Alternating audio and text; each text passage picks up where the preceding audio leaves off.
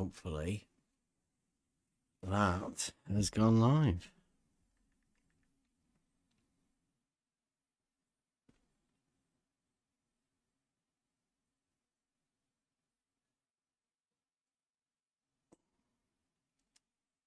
Yes, it has. Okay. What's that? But okay, so some of this is some of it's pre-recorded, but it's going to be give me the ability to overlap the vocals at the end. So most of it's track, but then some of it's me. So okay, here we go. All right, turn that on. All right, here we go.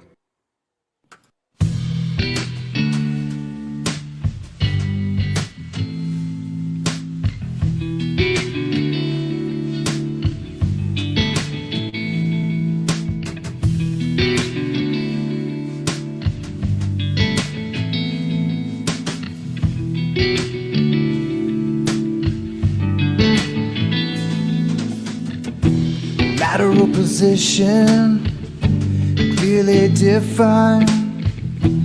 Your eyes will see once you've opened up your mind to reality. Horizontality.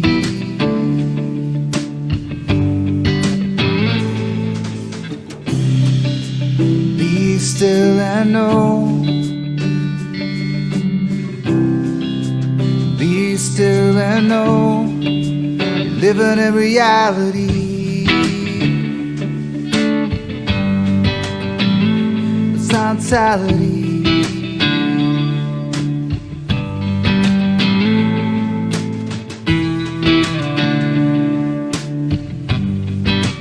Horizontality.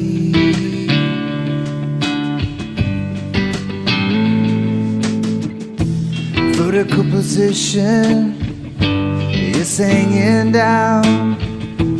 No matter where you are, parallels are all around in reality.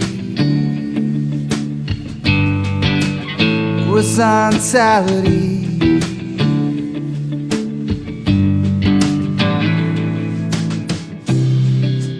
Be still and know.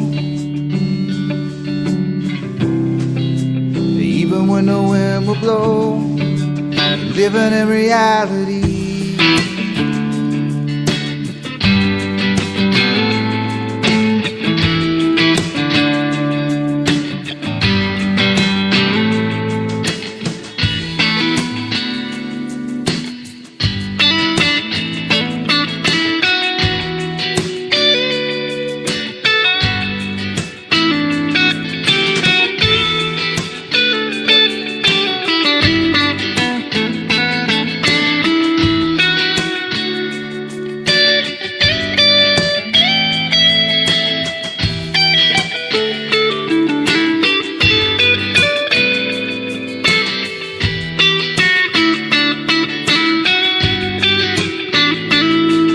To the next level.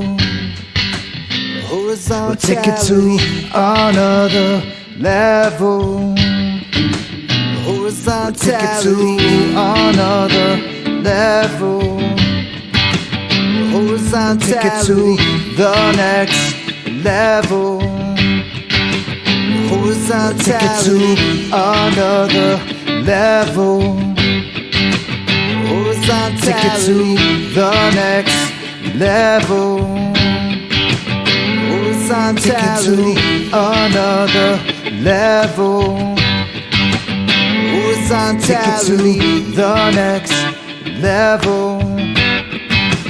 Horizontality.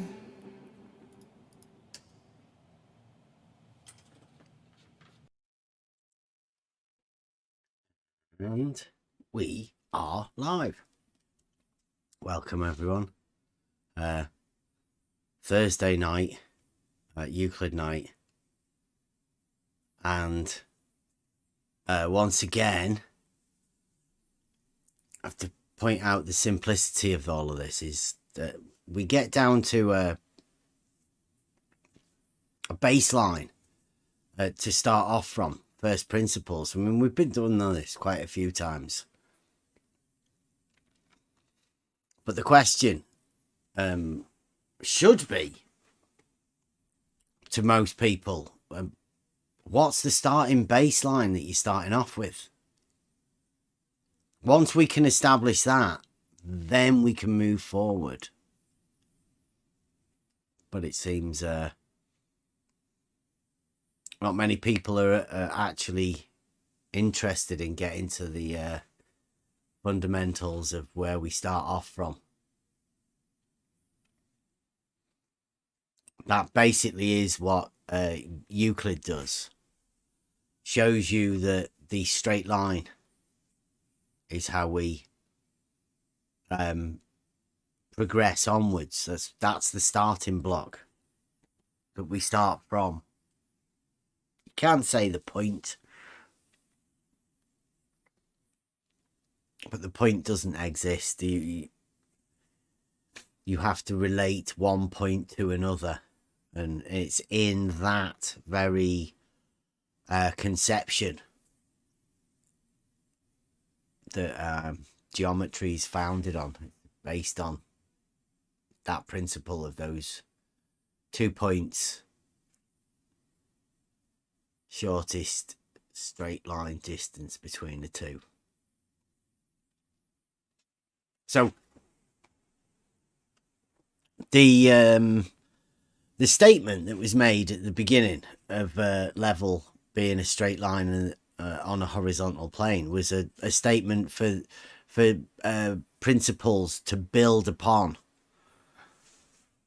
And we've since found, in trying to I don't know whether it be come to terms or come to identify the starting base point,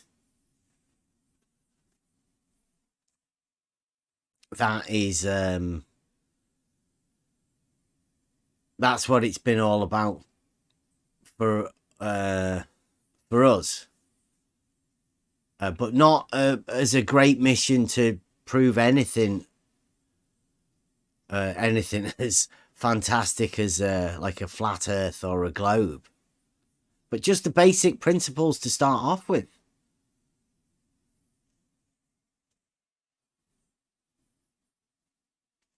That's all we've been trying to do, and come to a realization in that logic sort of exposes fallacies, and the opposite of logic is a paradoxical state. It's a world of confusion. Logic exposes those paradoxes and contradictions. But some people have a framework that allows for these contradictions, so therefore they think of the concept of a straight line completely differently than I do. I think of a straight line geometrically, but this other group of people can have the concept of that straight line changed by a model that they hold.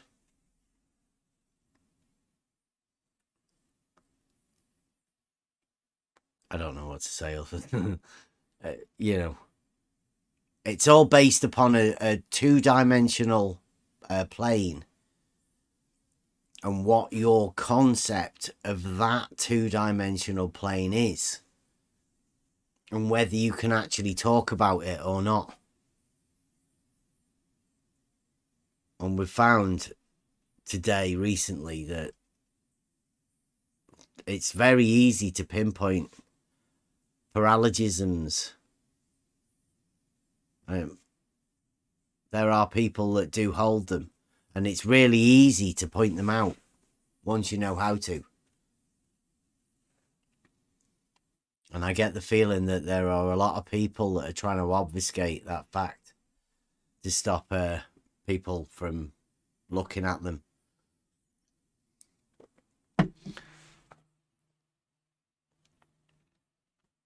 It's troubling mentally for a group of people.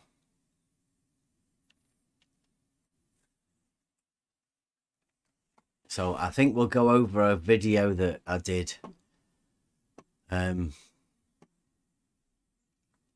We had some people, they're not here now, came to talk to us about a new guy that they were chatting to. And we pointed out that he wasn't a new guy at all. But in looking to point out that he wasn't a new guy, I found a video. And this video is the us working over the principles of the test that we were talking about really early on at the beginning. So I don't know what exactly is going to be in this video. Because it's before we even had any Buster singing or anything in it. Just straight into the video. So let me get this sorted for you guys. Anyway, welcome everyone. Welcome people who's here. People on the YouTube. Anybody got anything they want to be going over? Because I mean, we have had some sort of strange conversations. Last night, Jesse Gordon came in, the guy that has bought a total station off eBay, fixed it up, and then took it to the beach. Had he calibrated it? No. What was he doing? He was measuring angles. But angles to what? He didn't know. It wasn't calibrated. Hasn't got a clue. Didn't even know what he was doing. Admitted to not being a surveyor. And I have to point out that Jesse Kozlowski, the other so-called surveyor, the one that we can't verify whether he is a surveyor or not, he's gone missing. But he seems to think that Jesse Gordon that came in here last night that isn't a surveyor is a good representative of the globe surveyors. So, I mean, be wary of what you're accepting and who you're accepting and the credentials of the people and what actually the point is of what they're trying to do.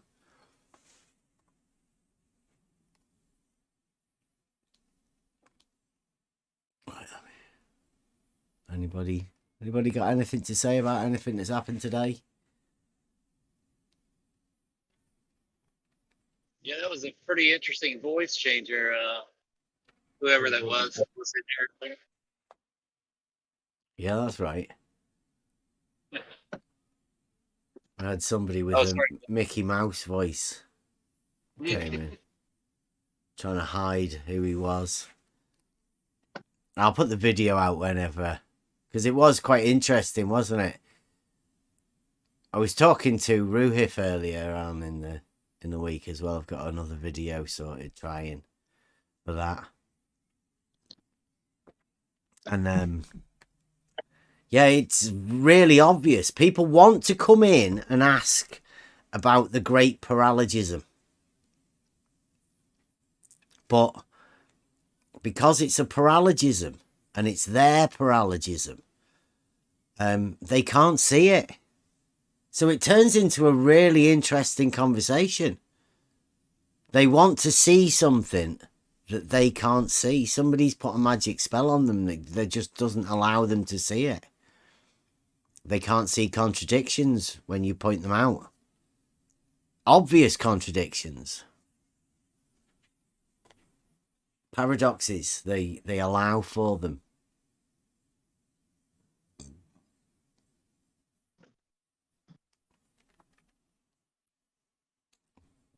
building a conclusion off a faulty premise. Yeah. Then they say, I'm not doing that. Yeah, and you say not doing what? And they They haven't are. got a clue what they're talking about. Yeah. Yeah, we will go over. I think we're going to have to go over paralogisms and the fallacy of stolen concept and all of the other ones that are the same or similar. And we'll try and find examples of them to show. I really like the idea of doing next level sophistical refutations. Sounds good because then we can go over particular arguments and see whether anybody's willing to defend it as an argument and be willing to put under the Elenchus. Thinking about doing the Elenchus challenge, where you have to make a claim and then people question you upon that claim to see how good you are at A, stating a claim, and B, being able to justify the claim in the first place. It's like a challenge to see who can go through the process. I mean, we could do it with ourselves, right? Definitely. It would stop people making ridiculous claims.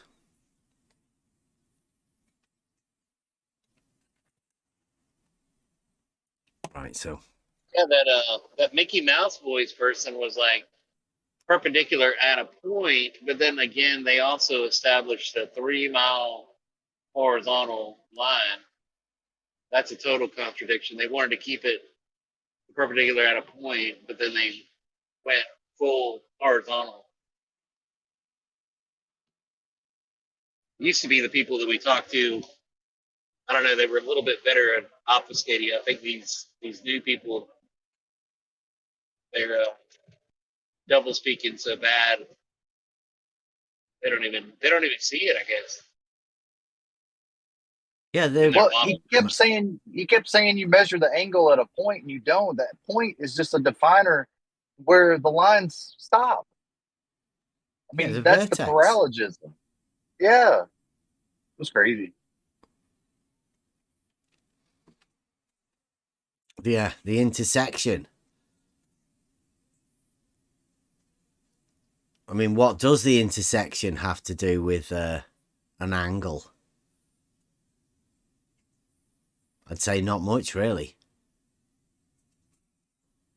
The angle's still between the two straight lines. But yeah, it's getting embarrassing. And you can tell that it's getting embarrassing because there are loads of people that are unwilling to be able to come and have a conversation about it. When I've got Farmer's Boy in the chat telling me I don't understand what an angle is.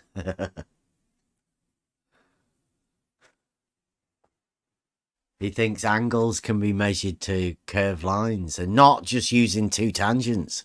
He's literally talking about curvilinear angles. He's making up things.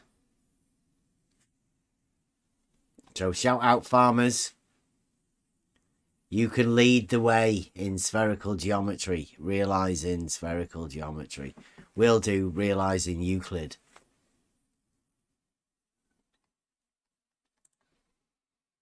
Right, now this is, like I say, this is old. Let me have a check.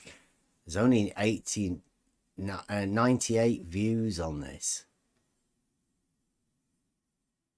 2 years ago. Only 2 comments.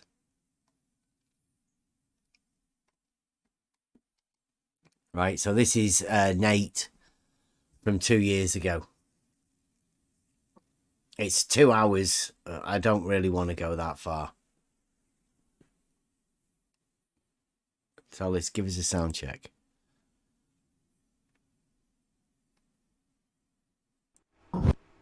Yeah, I mean, I can go for a walk if I want to. Is that good? Yeah, I can go for a walk Yep. as well. I can't, Yeah, it's good. Good on. Yeah. Good. Okay, let us know if you can hear it on can't go and Discord. do a test YouTube. or an experiment now. Did you see that? Okay. I'll see. I'll get it up there. Can you see the live stream? Hang on.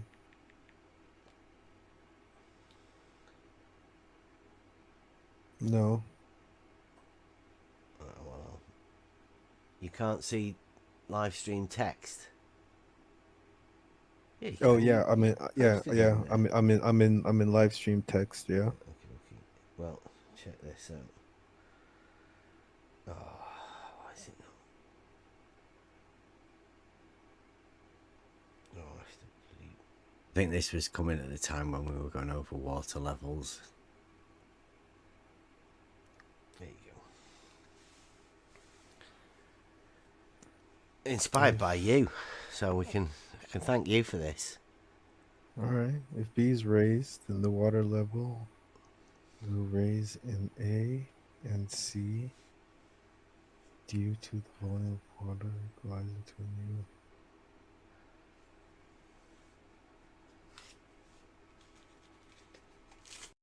So can you see that? My little whiteboard. And there's 3 levels there.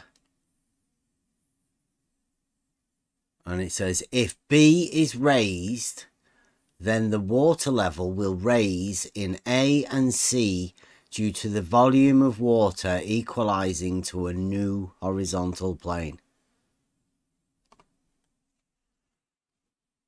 Just moving the center tube up and down.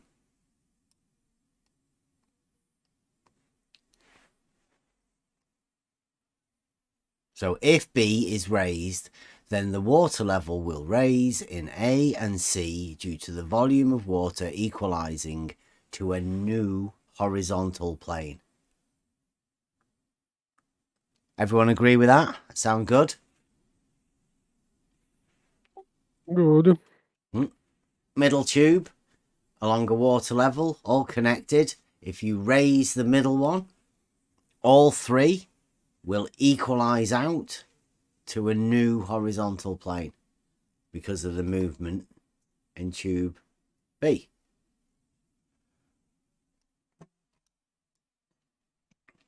And we Yes, Yep. having Well- used one practically, I can verify that. Have you used one with the center tube in the middle? A split? The center tube. Yeah, like at B. I A, think B, I've and hooked them C. to-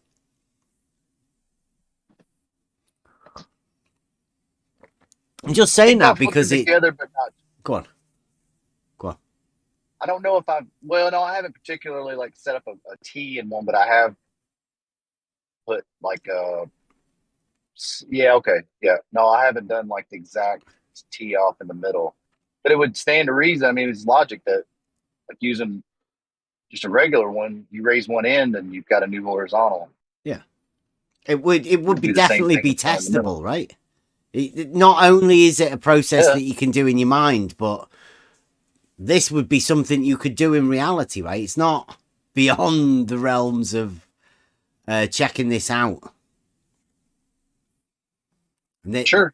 This came because of reasons. Let's see whether this goes wherever I think it You could is. also said that you could add water to B and extract water from B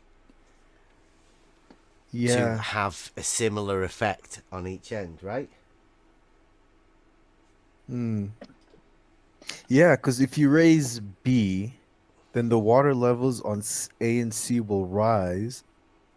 But would the water level in B not fall as well, so that it all stays level? Yeah, that's the whole point. Yeah. So So, raising B is releases the water level in Yeah. B, turns and A into and the C should independent rise. variable, right? Yeah. And A and C are your dependent variables, and it'll stay level even though they aren't horizontal. They are horizontal though. That's the other two levels that will Yeah, be in there. A and C are horizontal, but B won't be. You think that'll be higher, but that's what a water level does. It establishes a horizontal plane. So how can you have a horizontal plane between A and C and have not B be part of that horizontal plane? That doesn't make any sense, does it? It makes perfect sense though, because it's going to be level, even though it's not horizontal. It's not a horizontal plane, but the water will still stay level in all of them. You know, the So water test if you goes to show that it is horizontal. You can't have a horizontal plane between A and C and not have B be on that horizontal plane, can you? I mean, that seriously doesn't make sense, does it?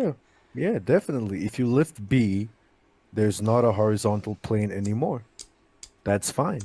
But the water will still stay level. And that's what the test will show. That it equalizes. Look, It equalizes, yeah. Yeah, It still stays level, A even and though C, it's due not. to the There's no. volume of water equalizing to a new horizontal plane. That's what it does, right? What is the horizontal plane between now? Because you've raised B. So which ones are on a horizontal plane? Well, It's only A it and will, C, right? It will equalize, won't it? No, B is on that horizontal plane. That's the whole point of this test, right? You But do have understand lifted, the you water level test, you have don't you? you have yes, I do. They stay level, but you have lifted B. B is higher off the ground than A and C. This is only. If Right, do you get the problem that's happening already? He's realised that when you say it at the beginning, you're talking about a horizontal plane, but now he's just talking about the horizontal plane in between A and C.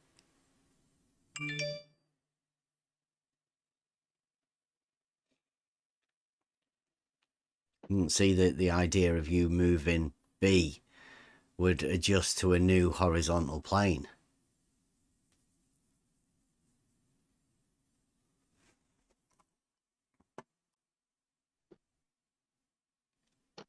It's just a very simple test to check whether it's a horizontal plane, whether B is on the horizontal plane. I would say yes, it is, because it's How all can one B- water level. How can B be higher than A and C? Logically, impossible. Physically, Impossible. Yeah. Realistically, impossible. Yep. Just a horizontal plane. But what we've done here is, because it was about that time where everybody was doing science, I got told to leave science out of it. Just do geometry. I think it was because of things like this. So, like moving one of the tubes is a variable.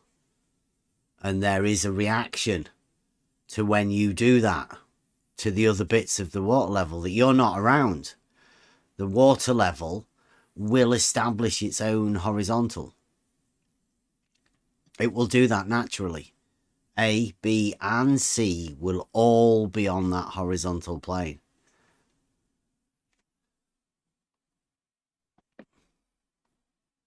if you take a Beginning one, measuring right? stick, if you take a measuring stick Yeah. and you measure from where the water level marks off on the B to canal. the ground, On the canal, it'll be.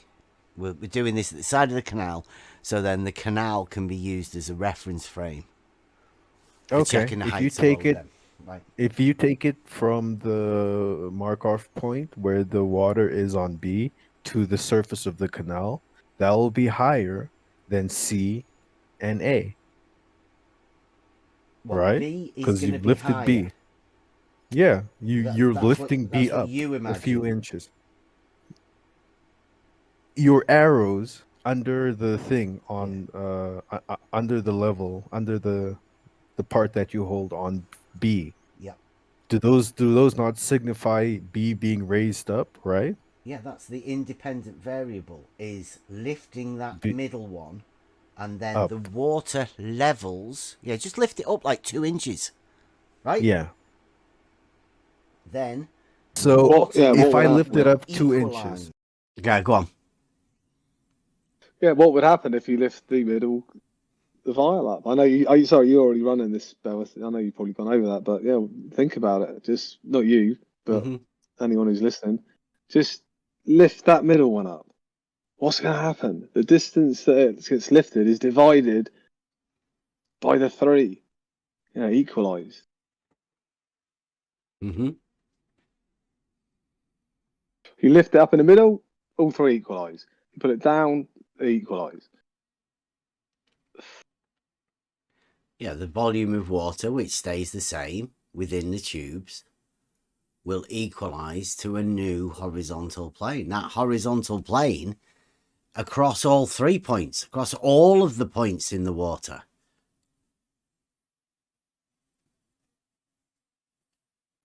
That's why we use the canal. It's Mm-hmm. so important.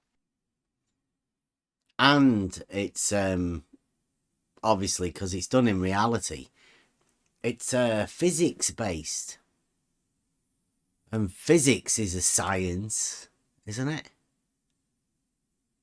So They seem to call anything science these Yeah. days, but yeah, it is definitely a form of science, that. and geometry as well, because you're talking about a straight line in reality. I'm surprised, not many people have come forward and had a go at doing it themselves. Like, not I talk. think, Not yeah, I talk. think it's because people instinctively know it's true, yet it's wrapped up in that great paralogism thing. People are scared to even look at it. Most people. Yeah. Hydrostatic pressure, like Buster says, is the answer that will end the game, and I don't think people want to end the game. They like the game. Talking to people and stuff, going over what you'd look at and how stupid other people are. Those sort of arguments are old. And this is over 2 years old. This was when we were conceptualizing how to get across some of the stuff that we've been talking about for ages.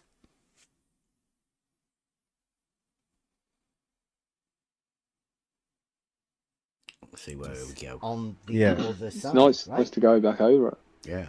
they will equalize on the other side, and On they A will and still C. be level with B. Yes. Yes. Yes, on a horizontal plane. Yeah, brilliant. Yes. You get it. Yes. Okay, cool. So you're happy with that experiment now then, right? Yeah. So they'll be level on a horizontal plane, but they are at different altitudes.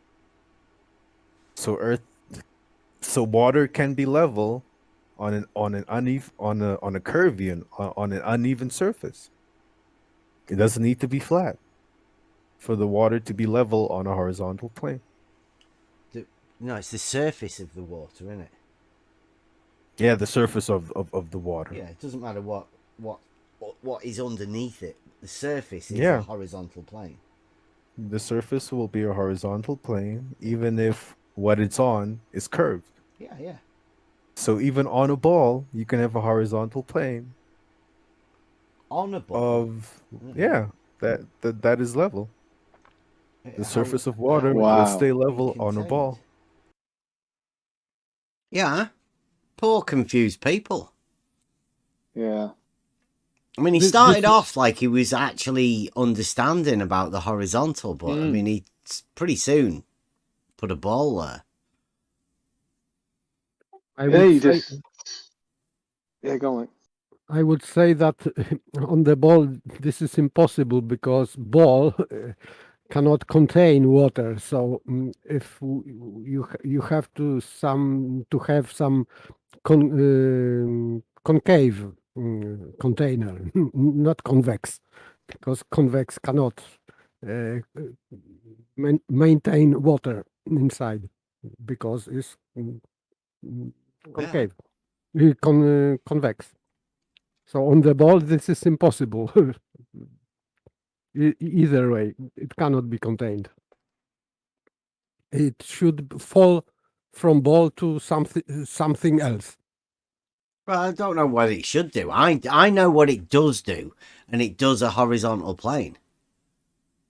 I don't think it should do anything else, because that's what it does do. It's observable and testable.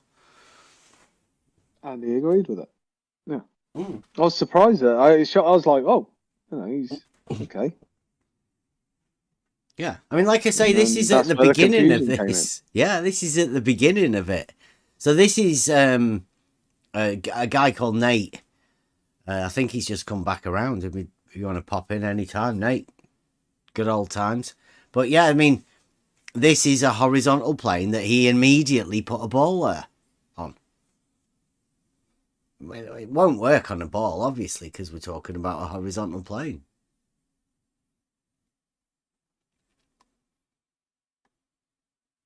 But trying to make it scientific for them, to get them involved in it, so it can be tested. It's something that can definitely be done and tested to work out whether it does. Now, when you test this to work out how it does this and if it does this, all based around the midpoint across a line, you can check that geometrically. There is geometric proofs that we can use to do that. I guess me and Spot On at the time we were doing this were hoping that lots of other people would go, "Oh, well, that sounds like a good idea. We could do that." Cheap. Yeah, because we made it cheap. We kept making it cheap. Interesting. Yeah. You learn a lot, It's been really interesting.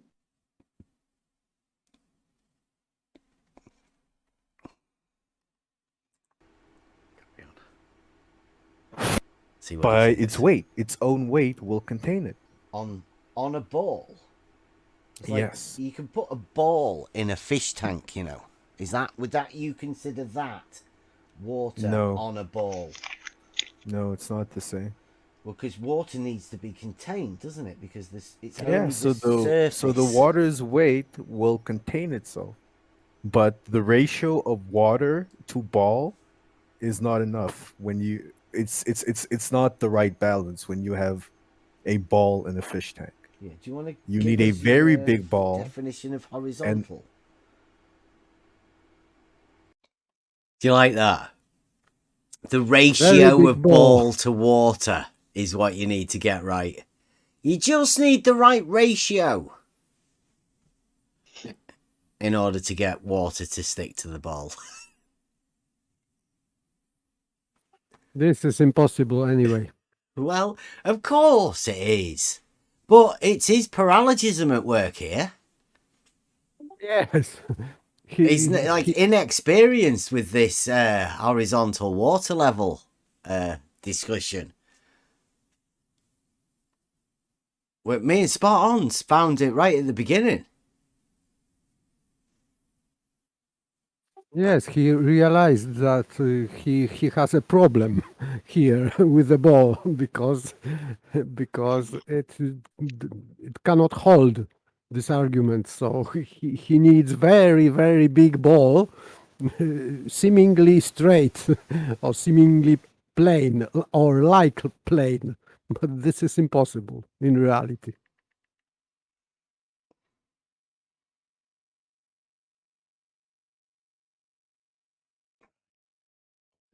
Let's see. Very Say what? experienced. You want to give us your definition of horizontal?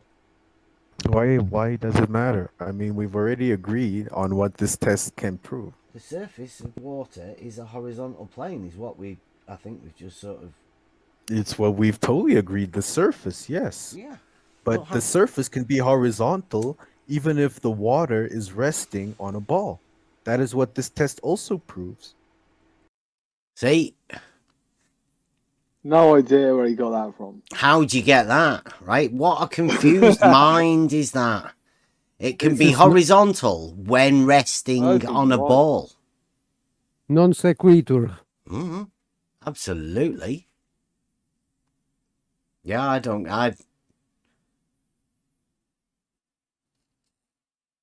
know whether that is a paralogism speaking or that's sophistry speaking. And like exactly what sort of an argument he thinks he's putting across and how he does it by showing his confusion like that. Only confusion. There is no argument here from his side. Well, I would say that this is the sort of response that we've had for 2 years talking about water level. It's never changed. A lot of people, sorry, don't even get to talk about the water level or the test. Yeah. It's usually Not now, right? You don't even get. They know this is where they end up, so they don't even want to talk about it anymore.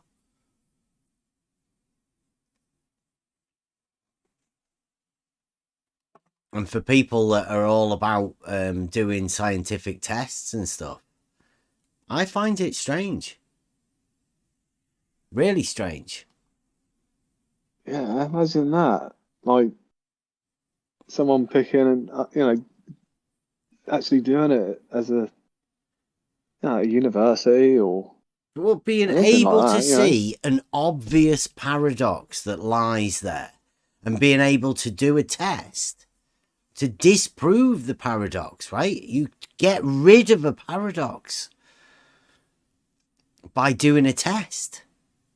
Mm. Or you justify the paradox, right? You could be the first person to prove a paradox existing in reality. Doing this. Or disproving a paradox, which everybody, well, don't know. Like who actually knows whether a water level is a horizontal plane or not? Or whether there's a hump. Maybe there's a slope. Maybe you can put a hump in B or a slope either from A to C or from C to A, depending on where you stood. Because that's what Rumpus is looking for. Rumpus is looking for a slope. If he stood at C, then A has to be lower. A drop. Jesse Kozlowski said it has to. For it to be on a globe. Like McToon said, if you could prove that the water level is horizontal, then that would disprove the globe model. If you could do it. But I mean, who's going to bother trying to do this to work out whether a water level does actually have a horizontal plane of reference or not?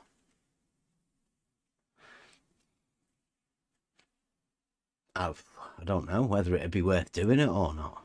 You already just established earlier that no matter what the shape the underneath is, Yeah. the surface would be horizontal. Horizontal, exactly. So the shape underneath can be that of a ball, but the surface will stay a horizontal level plane. There you go. Do you want to try that one? Wow, that's brilliant. Yeah. This is blatant contradiction in terms. He can't level, see it but though. not level. They can't see it. It doesn't. That is clear as. I mean, I've not heard that. Like, it's, This was right at the beginning.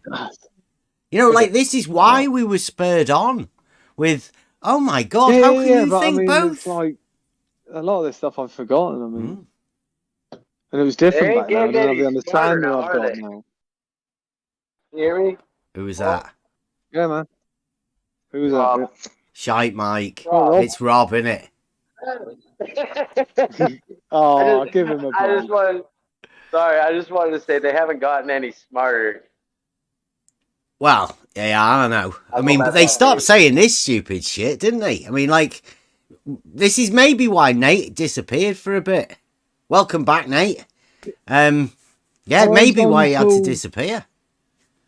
Horizontal water plane, and he's saying there's a fucking On a surf ball. underneath it. I mean, On a ball. Yeah, you on can a, have a just ball. on top of the ball, Yeah. like literally a fucking straight line, and then just a ball underneath it. Yeah.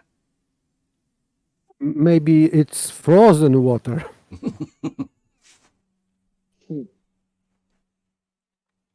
It's not like a well, fish and he's tank. back, is he? Balancing a fish tank on top of I'd a like ball. to have a chat with him. Yeah. Yeah. Yeah, I'd like to have a chat with him. Right, You can have a level surface on a sphere. a horizontal surface. How do you work that?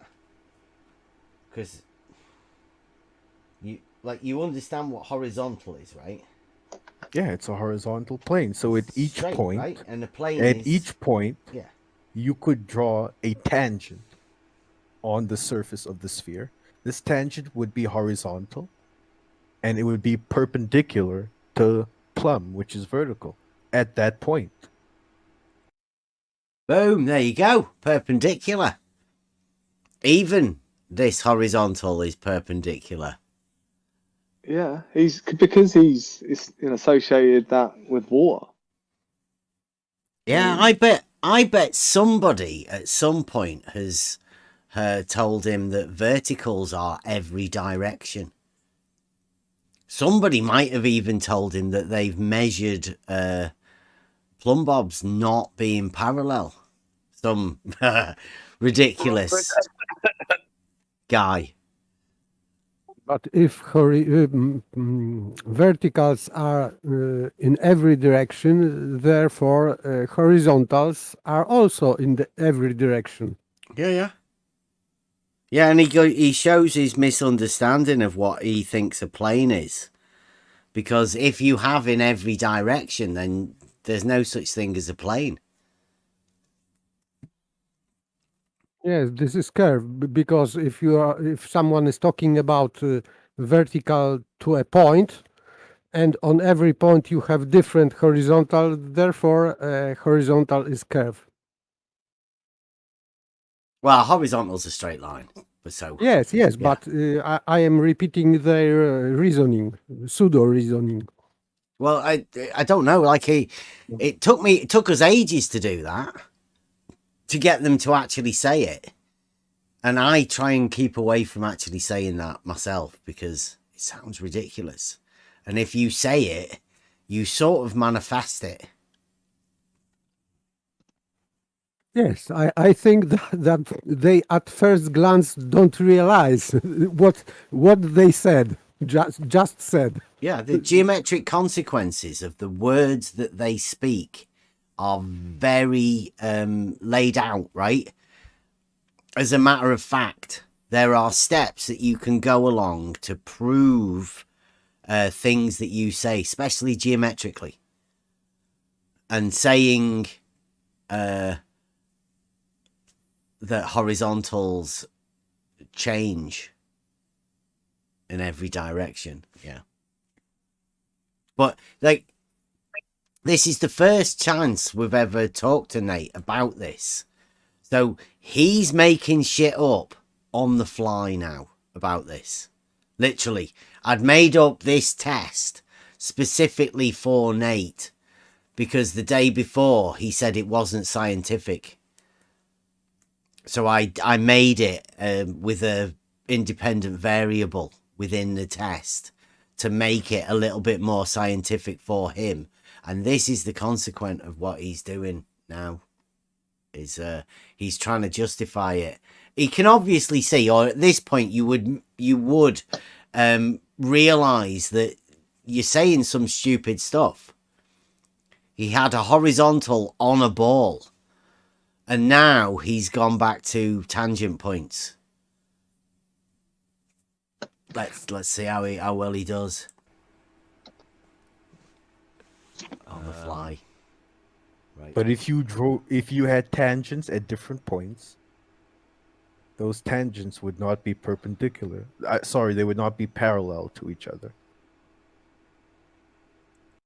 Tangents wouldn't be parallel to each other. At different points.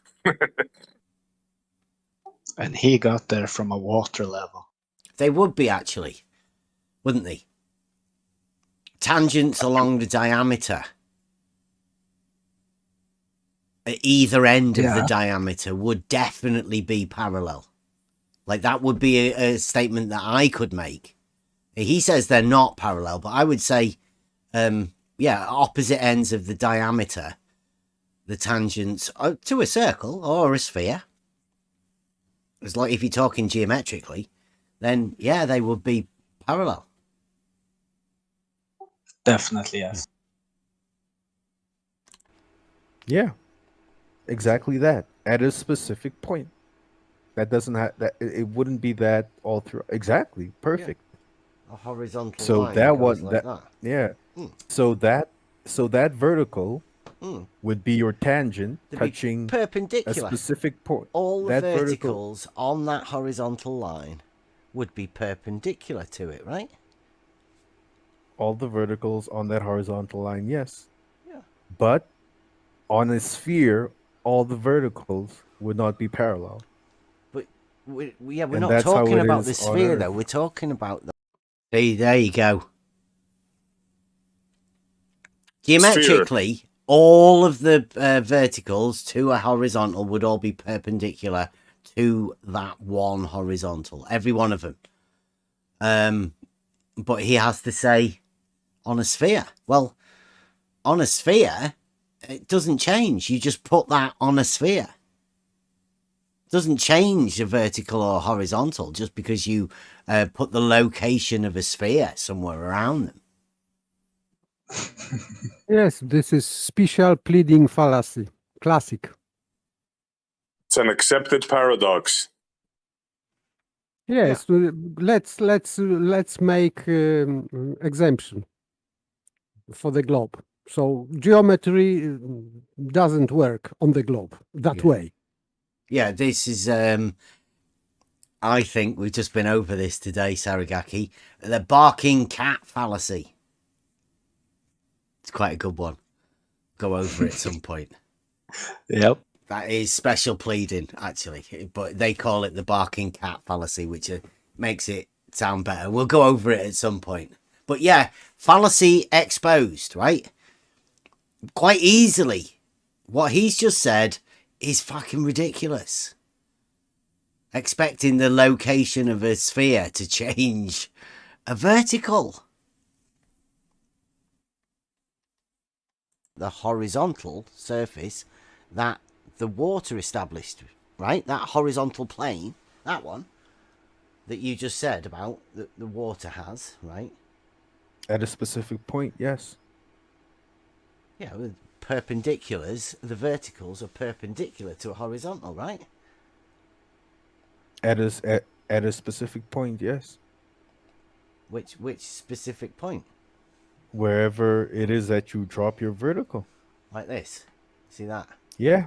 At that exact point where your plumb is touching your level, at that specific point, they're perpendicular. Oh.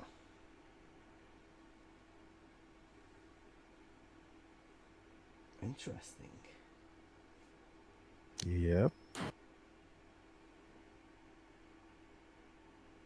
What about if you was to add more? What do you mean add more? Well, Add more points? Another plumb, Bob, or something. Another plumb? It wouldn't be parallel to that plumb. If I drop a plumb and you drop a plumb, our plumbs are not parallel. You leave my plums alone. Yeah, check that then. That's 3 plums going through a horizontal plane established by the water level, right? Mm-hmm. So which one of them is perpendicular and which of the 2 aren't? Does it depend which one you drop first? No. Well, just looking at it, they would look perpendicular, but I'm sure if I had instrumentation that was sensitive enough, Yeah. I could see that they're not all that they're not parallel to each other. But you would agree that vertical and horizontal are perpendicular, though. Yes, at a point. Right. So here we go with the fallacy again. You've got 3 plumb bobs, and Nate says only one of them can be perpendicular to a horizontal. Yes, I think that you were right. First got prize, and the second and the third didn't make it. Just Yeah. so. But it depends which one, right? You could drop the one on the right first, or the one on the left. It's the same horizontal. The horizontal doesn't change. And it's just a straight line. So, of course, you can put a perpendicular anywhere along it.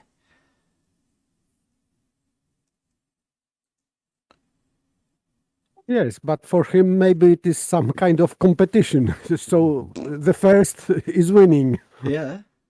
Or the one in the middle.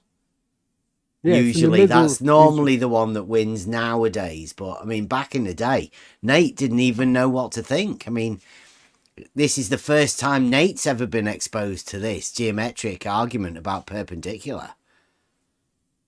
I mean, I don't know why most people haven't realised it themselves. I mean, when we came around, I don't think anybody realised about the geometric principles of vertical and horizontal and whether that would relate to a ball or a plane.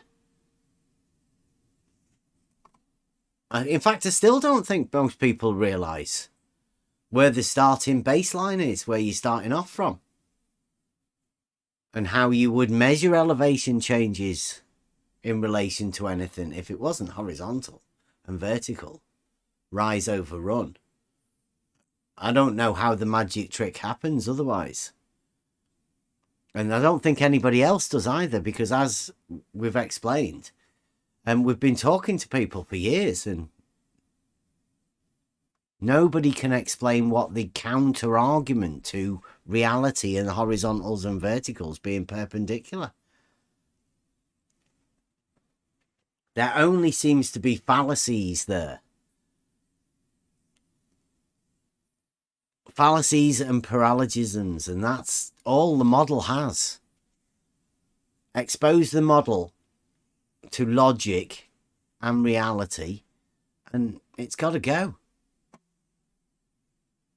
Or yeah, Well, I mean, even they- on a They straight are, line. or Yes, they are not, right? Yeah, They are. Mm. They are. right. And At a see the point, stuff there. and on the a straight line, I guess. Yeah. definition 10. It's even wrote on the thing. Mm-hmm. That explains what a perpendicular is, right? The definition. It's definition 10 in the Elements Book 1, if you want to have a look at it. In a straight line, standing on another straight line makes adjacent. Yeah. So when the lines meet, Two where straight they lines. meet, where an angle is created at the point where the lines meet. Yeah, two If straight that lines, angle though. is 90 degrees, then they're perpendicular at that point. Yes, across the whole lines, but at that point where But they're perpendicular. you understand that you need two straight lines.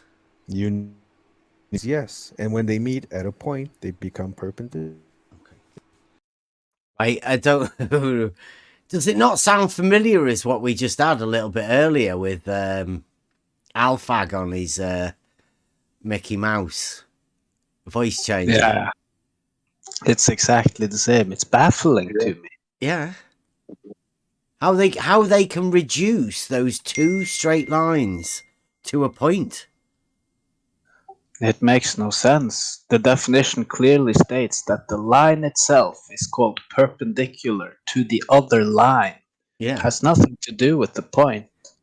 Yes, because even if you cut this vertical line higher than the point they should meet, this line will be still perpendicular. You can create section of the straight line to hang like plumb bob, which is not touching the ground, but still this plumb bob is perpendicular to the ground. Even it's not, it is not touching the ground. So this is no intersection between them. But still, this plumb bob is vertical. It means perpendicular to horizon. They don't need to meet, in fact, to intersect. Yeah, Yeah, that's perpendicularity is a state of just the geometrical lines. And when it says it makes the equal angles, it means all of them, all four. You have to have a line there to measure an angle. Go on, sorry, Gecky, sorry. I was just going to agree with Paper Organist on that, because the plumb bob establishes a vertical line, and we all know a line can be extended indefinitely, just like a plane can. So yeah, they will be perpendicular to horizontal, whether or not it touches a level tool or not, right? Or whether or not you actually draw out a line at all. Yes, that's why this is his argument is pointless, because speaking about some point, it's redundant. You don't need this point to create perpendicular. So this is just gibberish for me.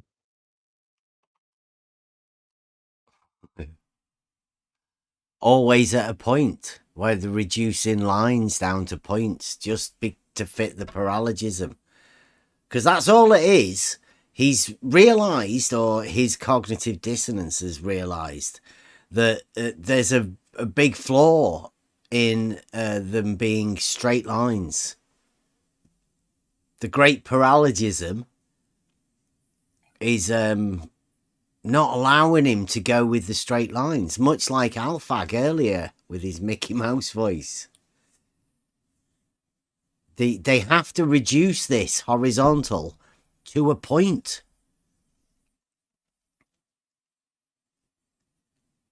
Which goes against mathematical principles and the mathematical understanding. And it goes against the definition of a point and definition of horizontal too. Mm-hmm. You cannot have horizontal or perpendicular or to the point. You have to have two straight lines. Yep. Always. Yep, we say that all the time.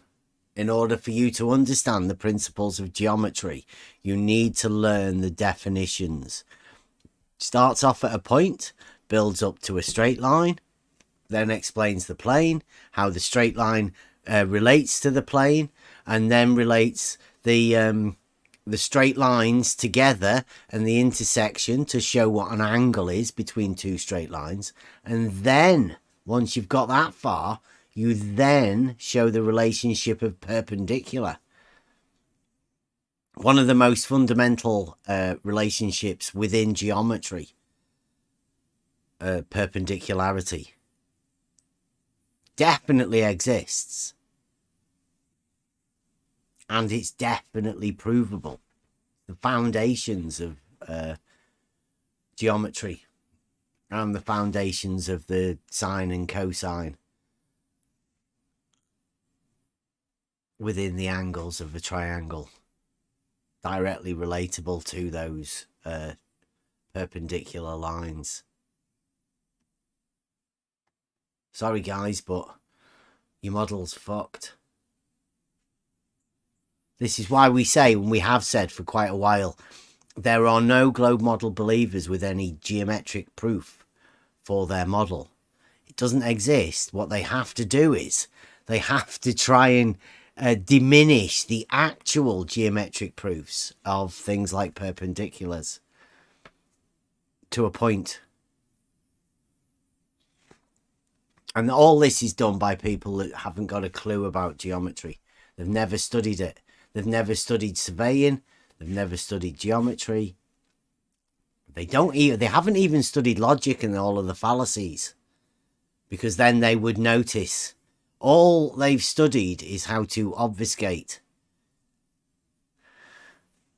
a very simple geometric argument, which is ridiculous.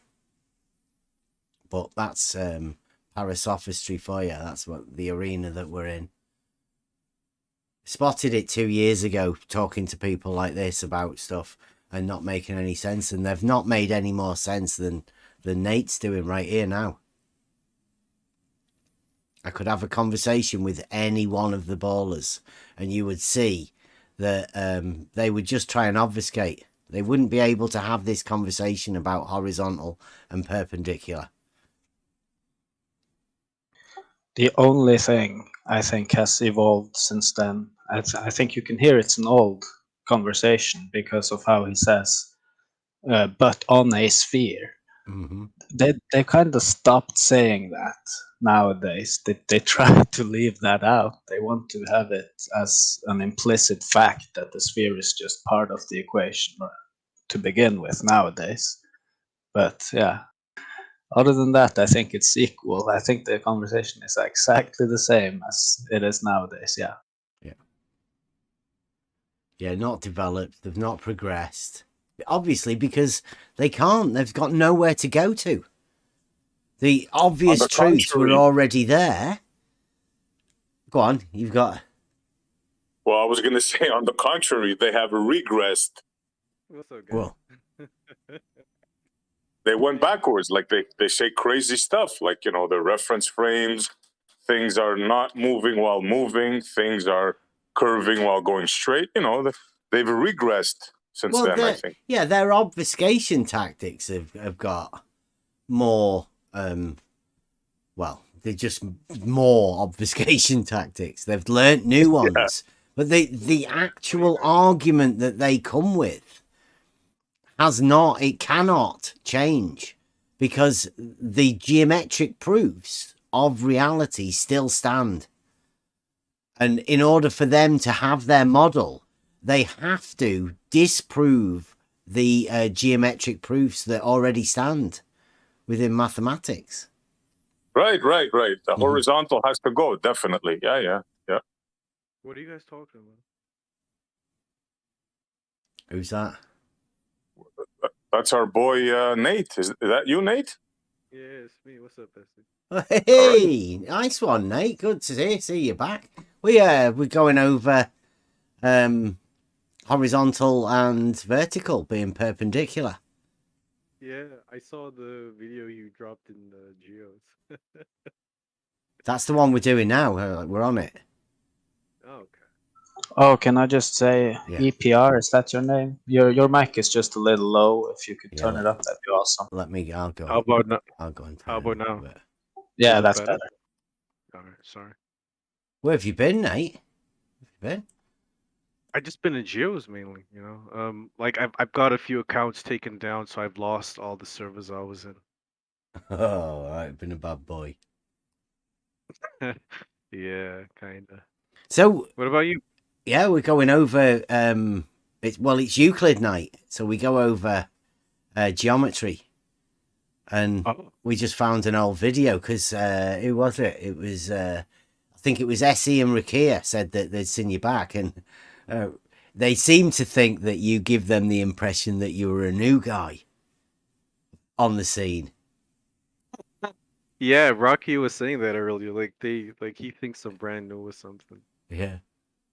Yeah. So what I did was I said, "Oh no, Nate's not new," and I went and had a look at the video. And this video that we're playing tonight is the video I used to show him that you weren't new. Oh, nice. Thanks, man. Mm. Yeah. No, I mean, yeah. Missed you guys, man. It was nice coming over here and talking to you. And was it Anthony? Anthony Riley? Oh yeah, you might have been over here at that time. Yeah, right back at the Yeah, beginning. Yeah. Yeah, so we're going over the geometrical thing about vertical and horizontal being perpendicular. And back then, you were saying at a point. Has that Yeah. changed? No. No, so you still think perpendicular? Okay, now.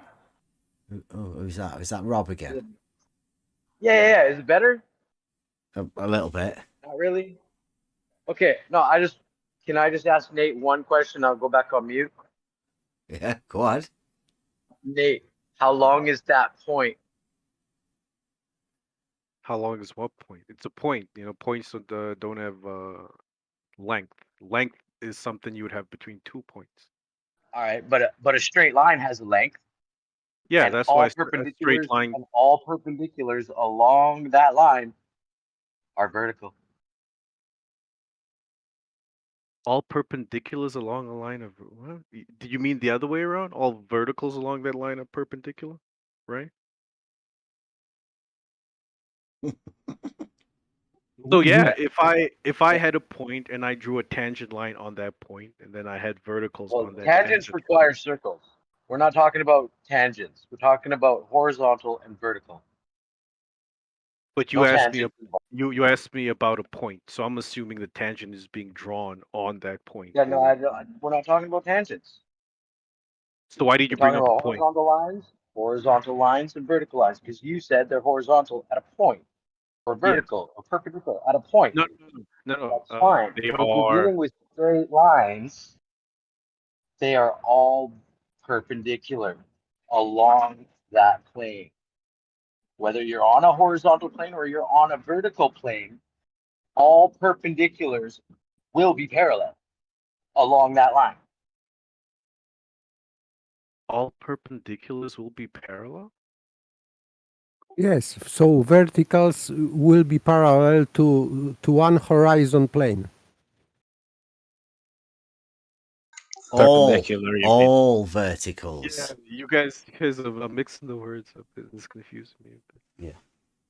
Yeah, don't confuse him, guys. He's only just come Yeah. back. Yeah. He's been Yeah, on I'm a sorry, break. I'll be on mute. But I get what you guys are saying, but I just don't agree with it. But I do understand what it is you guys are trying to say. Yeah, I've just found this here. It says a straight line is perpendicular or at right angles to a plane when it makes right angles with every straight line meeting it in that plane. Like every straight line. I hear you. But listen, I mean, I didn't really come back to engage in a debate. I am busy with something. I just wanted to come say hi, see how you guys are doing. But I will be back tomorrow. Tomorrow we can definitely get into it, man. Friday. The way we use Free for all Friday. Yeah, man. Yeah, I'd like that. Yeah, I've got Yeah. a few questions for you if you don't mind. Yeah, we'll I'll leave go them till over tomorrow. this video and then everybody will we be can do ready for tomorrow. Yeah. Yeah, sweet. That's perfect. Good to have you back. Are you mate. okay to answer a few questions, you think, tomorrow? Yeah, I'll be down. Are you familiar with the video that we're actually watching? Yeah, I was watching it. I was laughing Yeah. I sounded so stoned. Yeah, but it was good seeing you again, Bev. Take it Yeah. easy. As long as But you enjoyed it, man. I'm glad you enjoyed it. I'm happy for you. I That's did. cool. I did. It was funny. We're learning. Tomorrow will be good Yeah. then. It will. I'll bring brush my A game. everybody else up here on perpendicularity and we'll see how well you do Do you- tomorrow. And find out whether you still stand by what you said back then, like now, if everything's changed or if you've, you're still in agreement with what you said back then. Okay, yeah. But you guys should go easy on me. Like I'm Yeah, no. one man. I'm That's- one man. Yeah. We'll definitely go easy, right? You need time to catch up. 2 years has been. There's a lot of stuff gone on, right? You're way behind. The argument Is it has 2 just years? completely changed. Yeah. Yeah, that was. 2 years since that video. Well, Yeah, it it's says been a 2 while. years. It could be nearly 3. Yeah, it could be Weird the way longer. YouTube does it. Oh, all right, okay. Yeah. But cool, man. I'll see you guys Sweet. tomorrow. Nice, man. All right, man. Peace See out. you later. I like the you see the straight line and the Vesica Pisces. See that? I put it on the live chat. So you draw a straight line and then you do 2 circles. Can I just apologize? I think I was a little too hard on him and it made him leave right away. I'm really sorry about that. Yeah, Rob, you flat earthers. That's what you like. Always harassing people. I'll learn to wait at least an hour or so before I start fucking Asking, berating them. asking Yeah, you gotta just harassing questions. Bad boy. Yeah. let him settle Blankers. in first, Yeah. you know. Let him have a cup of tea and a Yeah. cigarette or whatever. So I would point out here, right, that if you have a straight line, it doesn't have to be in any particular orientation, but it's just a straight line. And then you use that straight line for a radius and you do 2 circles, i.e. a shared radius, then you make a shape here, right in the center, called a Vesica piscis. Now, this point here where the two intersect at the top and the point at the bottom where they both intersect, if you draw a straight line from one to the other, that straight line will be perpendicular to the other straight line. Geometric fact based around this circle and this shape here, the Vesica piscis. These 2 straight lines would be perpendicular to each other. Not the point, the 2 lines. From this point to this point, and from this point to this point.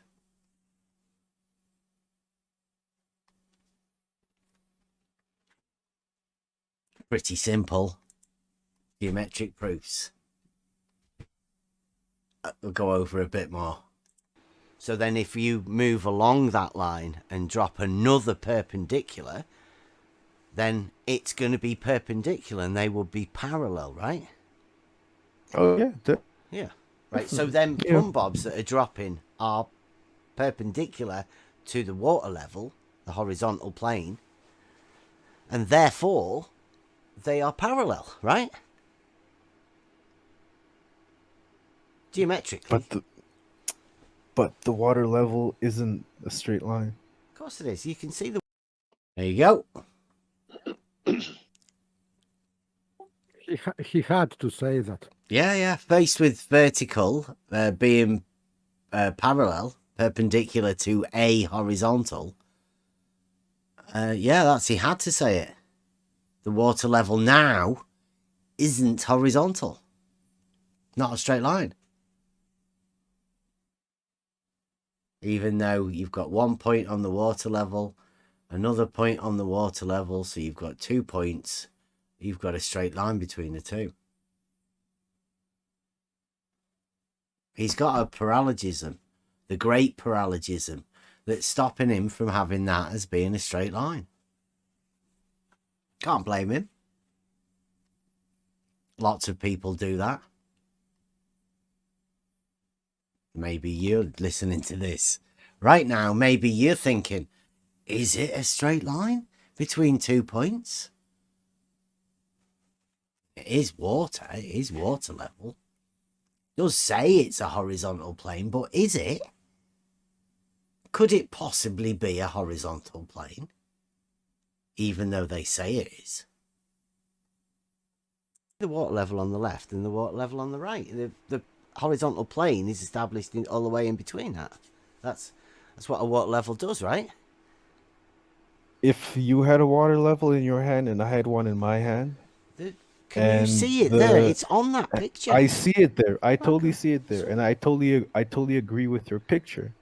I'm just giving you a different scenario that would give us the same results. If you had one of the tubes in your hand and I had one of the tubes in my hand, and we had a, the plastic tubing in between was long enough, and we could hold the tubes in each other's hands, and we could turn our phones on and show each other the tubes and measure. Yep. They would be the same reading. level, right? They would be the same level, yeah. Sweet. How far is that tube? Could you get that tube to be, do you reckon?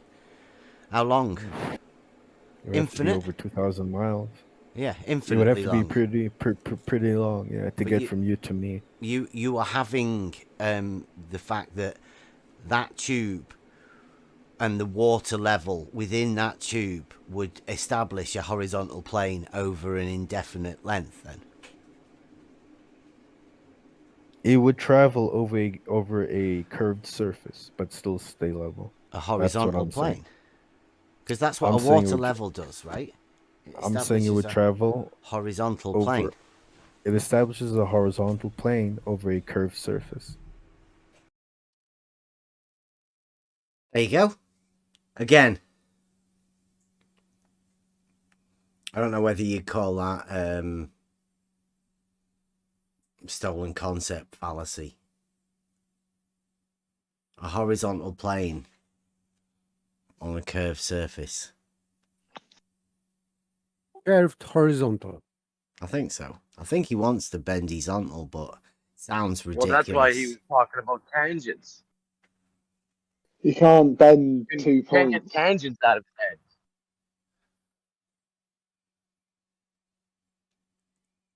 He's wanting to bend a plane, but he knows that sounds ridiculous. So I'm guessing another word gives them chance to separate that, right? Instead of saying a bent, curved, horizontal plane, it's much easier if they can say level and conceptualize the horizontal plane as being bent and curved, just calling it level. I think that's the problem. Yeah.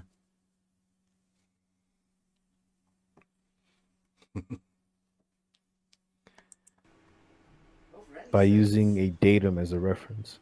See, by using a datum as a reference, which is a point I've been over this with Ruhif. Ruhif says that some people think a datum, a point, is what he calls flat. You might guess who Ruhif thinks that people think a point is flat and who they are. But that's what he's doing now. The datum is the reference that we're talking about. That's what I'm saying. How do you know you have your horizontal? Like you drop you your said plumb before, line the water at a the point. water level doesn't matter on what the shape of the underneath is. It always establishes a horizontal plane, right? It always establishes a horizontal plane, yeah. Yeah, But okay. but what I'm saying is underneath it's a sphere. Right, okay, but I mean, you do understand what a horizontal is, right? I do. Right, and But that but horizontal can underneath be the surface, established over what, 2,000 miles? You said.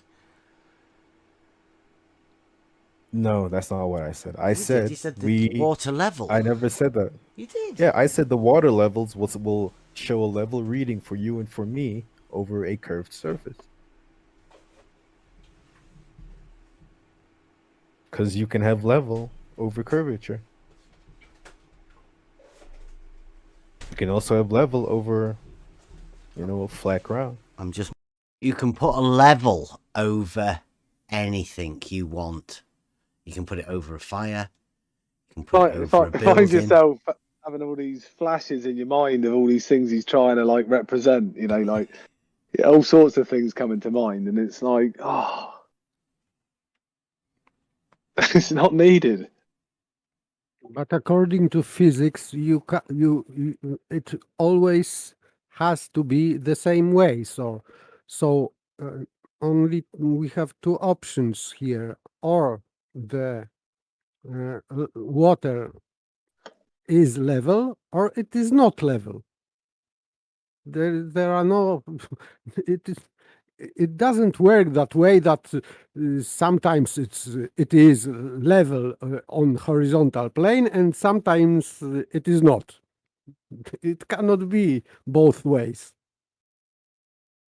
Yeah.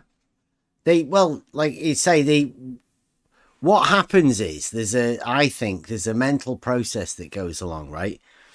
You go along with reality until reality conflicts with the model. And then at that point, that's when cogdis kicks in. Now, the model has to survive within the scenario of this. The sensible thing is to drop the model and then you can start and look at it fresh without your mind being clouded by the model. But when the model stays there and it's been locked in, we call it the great paralogism. You can't get rid of the model. So in order for the model to stay, then all of these fallacies and the fallacious reasoning has to come around to end at that conclusion. The fallacious conclusion of is globe. And that's the only thing that matters within these conversations when we're talking about geometry. Because the mathematical principles of the geometric understanding has to go out of the window. It doesn't work with the globe model. It's as simple as that. Drop the model, otherwise you will end up sounding ridiculous and having to deny geometric principles. Yeah, crossroads of the mind. Oh, that's good, that. We get that wrote down for Buster. You got that, Cleary? Crossroads of the mind. But the aporia does away with the straight lines and just leaves them on that point with nowhere to go. They've come from nowhere. And they can go nowhere. They're left standing there looking ridiculous. And normally they just have to leave.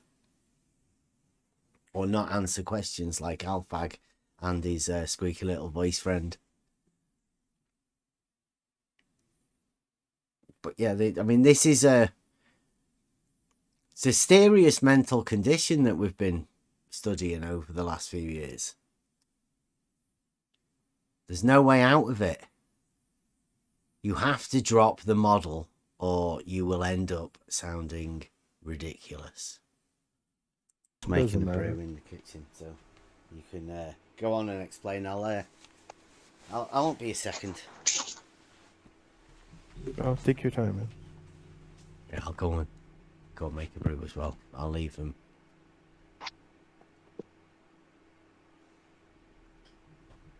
Maybe gone quiet, has it? Tell you what, I'm getting past this. You can't have me being quiet if I need to make a brew as well. Even though A, B, and C.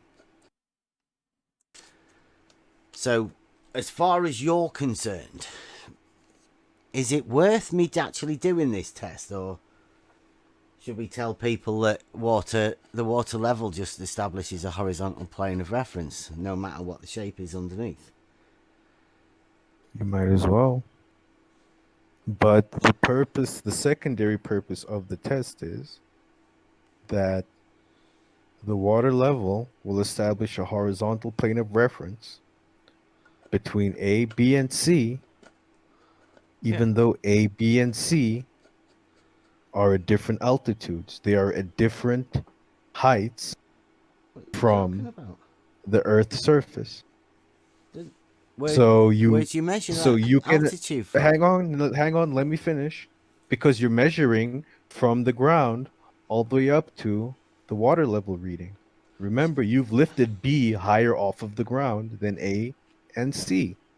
So even if the shape of the floor is not flat, you can still have a level reading. Yeah, that's what a water level does. I think you get Yeah. it. You know, you're... Yes. No, I fully get it. So basically, level, what this test right? proves is that it doesn't matter what the shape of the surface is underneath, you will get a horizontal level reading. So to say that... Here you go. What do you reckon to that? No matter the shape of this thing underneath, you will always get a horizontal level reading.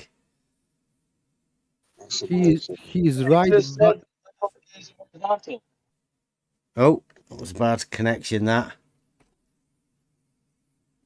You hear me? Yeah, go on. He just said that level is horizontal. Yeah. Thank you, mate. And in addition to that, the only shape which should be excluded from being container, because convex container cannot exist for water to contain it. So only concave, any shape but concave container can contain water. So just globe is only one which should be excluded from that collection of containers. Well, what about a plane? Plane as container, Yeah. it would be if It's not a container either, is it? yes, but it depends on amount of water, because if you have some water on a flat plane, water tension will keep it together. So this would be not a very great problem. But if you will curve this surface to be convex, water would not hold. It would be divided and will drop. On flat plane, water tension would suffice. Yeah, well, the water establishes a horizontal plane. Is the where we're going, right? Yes. So it will contain on flat surface, solid surface, for example, table, water, of course, at large amount, because if you put a drop on the table, it will become But it's irrelevant to when we're talking about a water level establishing a yes. horizontal plane. Yes, so Yeah. so I think at flat or horizontal plane, it would be horizontal also, water.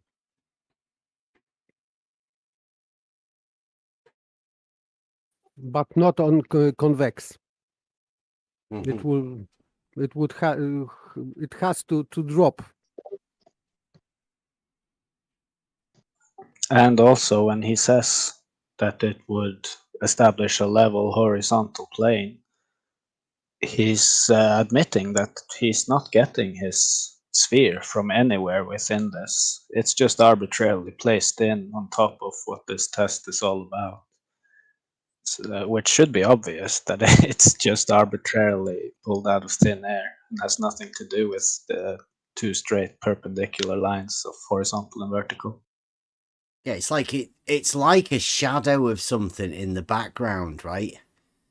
It's not actually there in the picture. It's just there in the mind. Sort of, you can't get rid of it. If you've got this model as the great paralogism, then when you're talking about perpendiculars, this model creeps in. It makes you say ridiculous things, yeah. Yep. Nobody even notices it. And also you end up making ridiculous arguments to go along with it. You end up justifying a drop of water because like Paper just did then. I mean, you could put a drop on top of a sphere.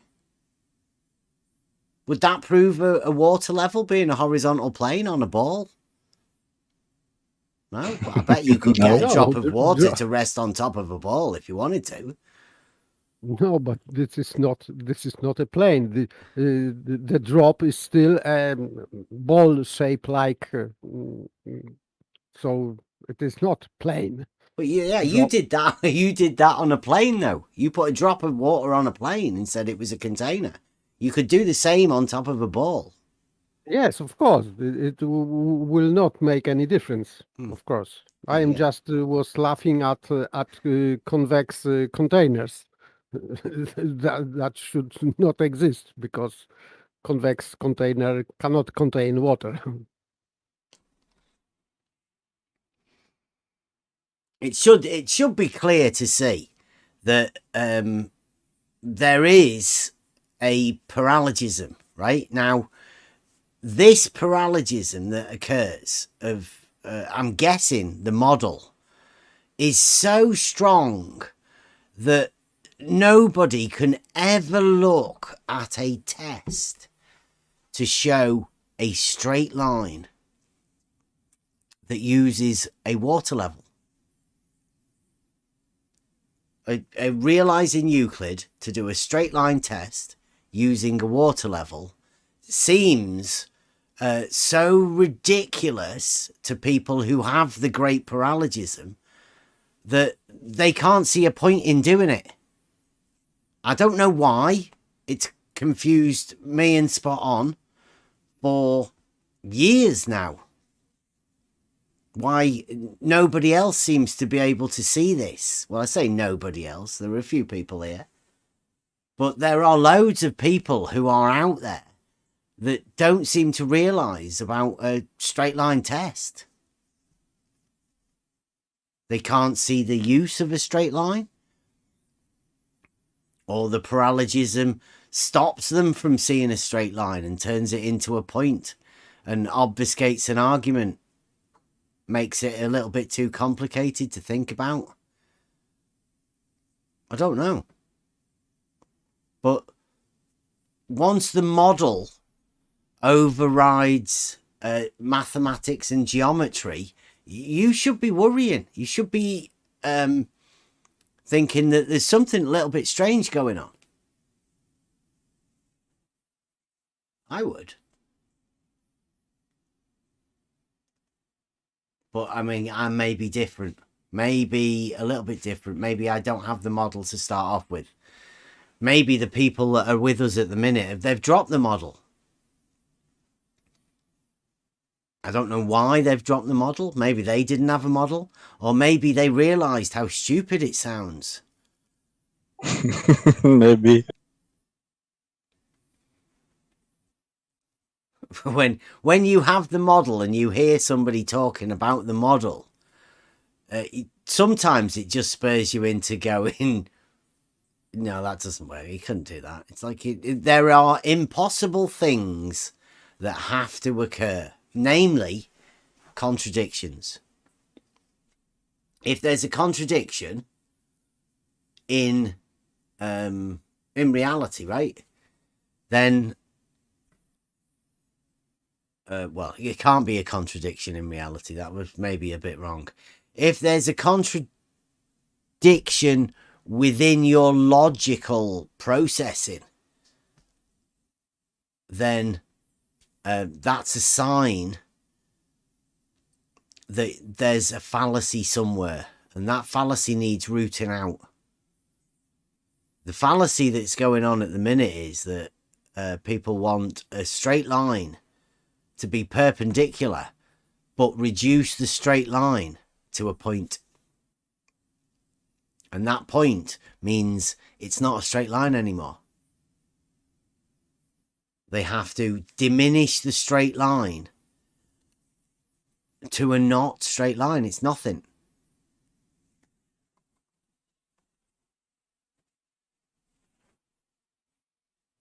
It's unbelievable, really. You have a straight line being the shortest distance between 2 points. It's an actual distance, while a point is just a location. There's no distance involved in it. And that distance of that straight line is what is needed to measure angles to other straight lines, to have a perpendicular relationship between 2 straight lines, to have a horizontal, to have a vertical. All of this comes along with straight lines. It has nothing to do with a point whatsoever. So to me, it's just really baffling that they want to do that. Yeah. Because it's like you said, like if you're holding a model as reality, and it is shown that there is a contradiction, a glaring contradiction in it, the model that you hold as reality, right? You have a choice. You realize, either you realize that that contradiction, it's ridiculous, that must mean the model is incorrect, wrong, fallacious, erroneous, what have you. Or you can go down that route, which these people seem to take, which is they want to justify the contradiction. And I cannot understand how that's possible to do by an adult, a thinking human. It still baffles me to this day.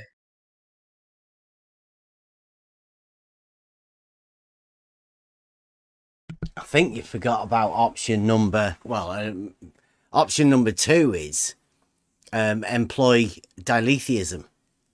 Find that little axiom that allows for. Well, I don't know. It doesn't allow for contradictions, right? What it does is it does away with contradictions completely. Like what happens is the contradiction is seen by us, but because of the paralogism, they literally cannot see the contradiction. Or well, they can't see it, or they accept it, or it stops becoming a contradiction. The paradoxes fade away. With I don't know. It's got to be something, an axiom that you can place within your mind to ease these contradictions. Yeah, I think it's like something along the lines of cognitive defense mechanism or something, the dialetheism, that allows you to hold two opposing truths at the same time, as both of them being true at the same time in the same way. It's still baffling to me. Yeah, Eric's put in here. Have you ever talked to someone about a water level and they say to test it, you need more tubes in the middle? They keep adding more tubes until they're basically describing a canal.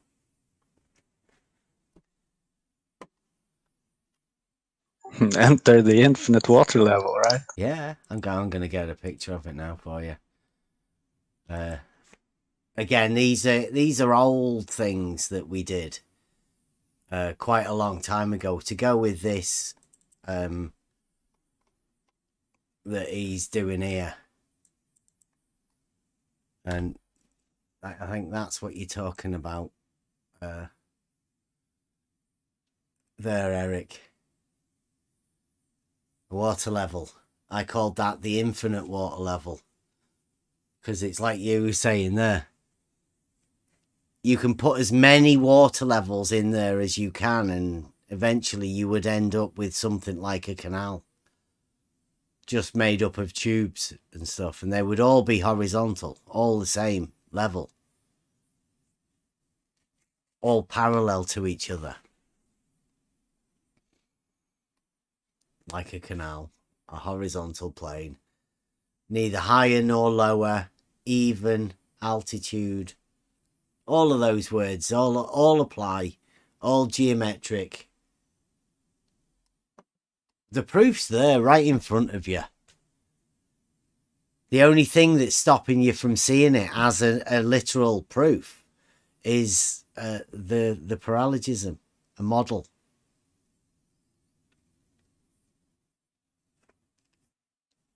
You can put a ball anywhere underneath that and it would not affect the water levels at all.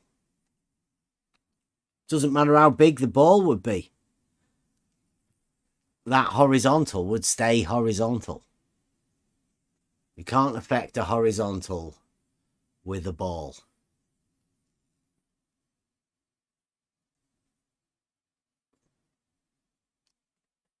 And I've been thinking a little bit about this word horizontal and where it comes from, because some people seem to think that you can, as long as you define something some way, then that's what it is all of a sudden. So they want to equate horizontal planes to tangent planes on a sphere, which is ridiculous on the face of it, of course. But that horizontal plane, we find that in reality. it's something that happens in nature. The water establishes this horizontal plane. So that word horizontal is intrinsic to reality. And people in this arena seem to ignore that fact. And that's, again, it's baffling to me. Yeah, taking common words and say that doesn't happen on my model. And you say, basically. but we do live in reality. And they say, yeah. And those words that we have for it in reality don't exist on their model.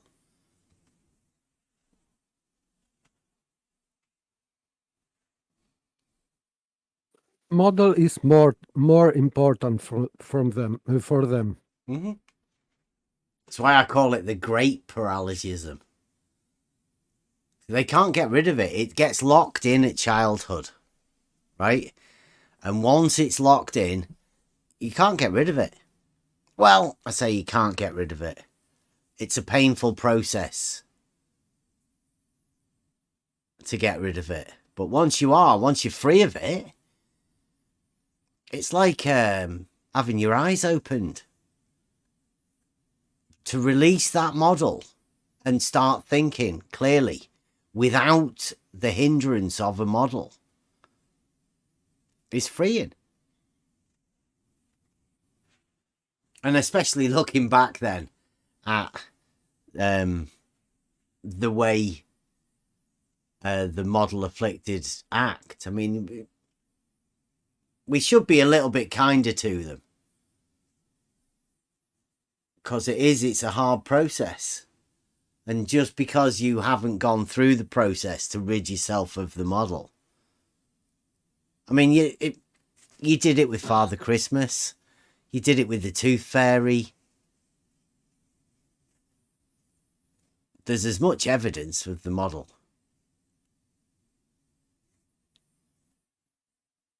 Time to grow up at some point. No matter how adult you are.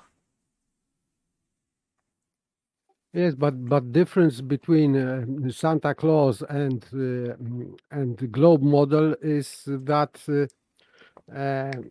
you learn about Santa Claus in childhood as a tale. So, but in school you are learning as a science. I don't think Globe so. is science, so people think that it has to be true because this is science, because they are told this is science. I don't So I don't know we have where to it was. What did you get taught about the model at school? same fairy tale. There is no backup, no scientific evidence given to me in school. Okay, Just so you story. didn't get taught it as scientific fact then? Yes, of course, but on authority of education, etc., it was considered as science because teachers of physics are teaching science. No, you see, I don't think that. Yeah, I the think planets were science, weren't they? yeah, afterwards, right? And when you come to this arena, you then talk to people who say it's science, but at school it wasn't. Yes, but They it was, skirted around it as much as people round here skirt around geometric facts.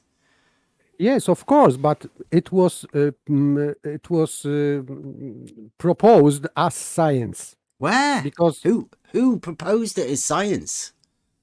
so if teacher of physics, for example, in a classroom is talking about physics, he is considered by children as someone who is teaching science of physics, because Yeah, physics well, is science. what is the physics that you got taught at school that supports the globe? Nothing. But, Well, there you go. So you didn't get taught anything at school about it. Don't say that you did get taught it at school if you didn't. The imagination that you think you were taught something about it at school is placed in because of the arguments you get in around here. That there is no model. That the model has been put into your head as a paralogism when you were very, very young. Nobody has taught you anything about the globe model as you were growing up, because there is no globe model. It doesn't exist. All of it is a paralogism that people imagine. No, I have to disagree because I was taught in school about heliocentric model, Copernican model, and so on. Yeah. So I was taught in school. Yeah, the heliocentric model. Right? That's not Yes, but that's not the globe model. but this is part of heliocentric model is globe, is of course globe, because in Copernican heliocentric model the Earth is a ball, of course. It's a paralogism that's been placed in. Yes, but during education, and it was in school, in fact. Okay, so Not on- we'll go not back to only. then. What's the scientific facts that you were taught about it? Nothing, just fairy tale, but taught in a classroom. So children just had to digest it because without critical thinking, because at age of 10 or less. Yeah, I or think maybe- earlier than that. Primary school. Early primary school. Yes, they just don't have critical thinking, so they just believe teacher. Sadly, Well, it's like I say, I don't know what to believe. All they did was they would have shown a globe model and gone, you live here. I think that's Basically, about yes, it. yes. That's about it. Yes, of course, yes. Well, that's not really scientific, is it? Like it's Of course. that's how they lay the groundwork of a paralogism, right? Then after that, they never talk about it again, and you build that model up for yourself. Everybody's globe model is made as themselves. They make it up. Now, if you never get questioned about it, then you are not aware of a model being built. It is a paralogism, something that's there but not there. It's only brought around at the time somebody questions it, and then you have to go searching for an answer, and you will inevitably find there's nothing there. Yeah, that's what we were talking about earlier, isn't Mhm. it? That's when you realize that the ladder you used to climb up to that conclusion has been kicked away. It doesn't exist anymore. Yeah, there's nothing left. You are in a state of aporia. The Mhm. pathless path, you find yourself nowhere.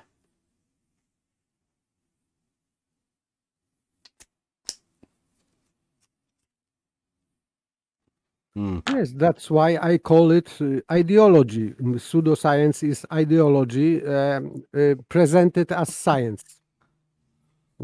So, and because children don't know what science means, therefore they are associating this with science. So if they are talking about globe, therefore it is science, just by pure association, nothing with thinking. Yeah, like at school, like for instance, right? Nobody ever told you that the water level drops away from horizontal over distance, Of course not. right? That type of an argument only has been generated around these particular Discord servers that we're talking about, right? That's right. And not beyond them either, because if nobody's ever experienced this particular geometric argument, then they've got no clue about it, and they will fall into the I say the traps or the pitfalls of aporia and the Lenkers that every time. That's why in education system we have no logic, no real mathematics, because people would start to ask strange questions to teachers. But this is very rare occasion. So generally speaking, we don't have logic as a subject in school, so pupils can eat any ideology named science. So this is easy to brainwash people. Go along with that. No logic, no logical process. Nobody, I think Buster said, one of his great ones is, who taught you to think? And the answer is no one. You had to do that all by yourself. Correct.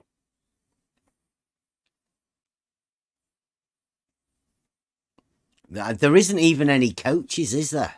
For like, you get psychological coaches and sports coaches and all of that, to sports psychology to help G people up and all that, but nobody teaches you how to think, which was the job of logic.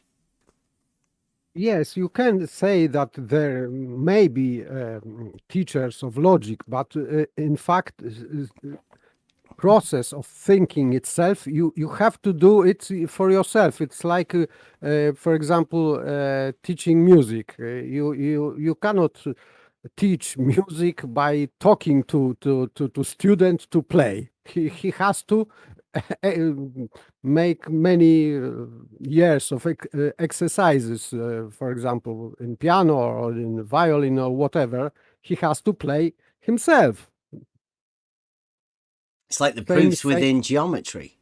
Yes, same You with can't logic get and them with from thinking. somebody else. You have to actually do them. You have to go through a process to end up at your conclusions. That, whether that be a logical process, a practical process, a Yes. drawing process, like a proof process. It's always a systematic step by step process to end up at a conclusion of something. You end up with Yes. something. Has to. Yes, and it cannot be that way that the teacher can infuse to you some knowledge. No, you have to process it with your own thinking. Yes. Everybody should do this for themselves, right? That's what this is.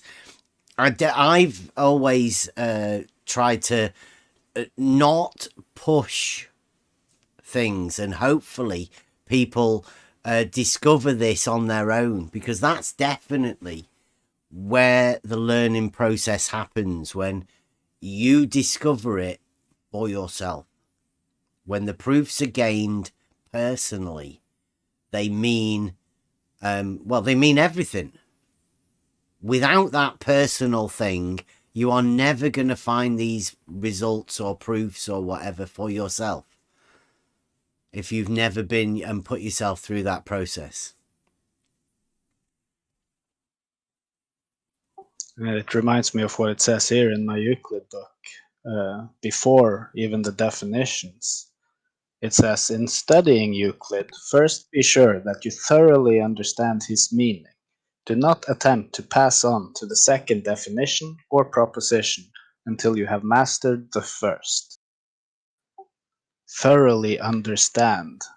That's on your own shoulders.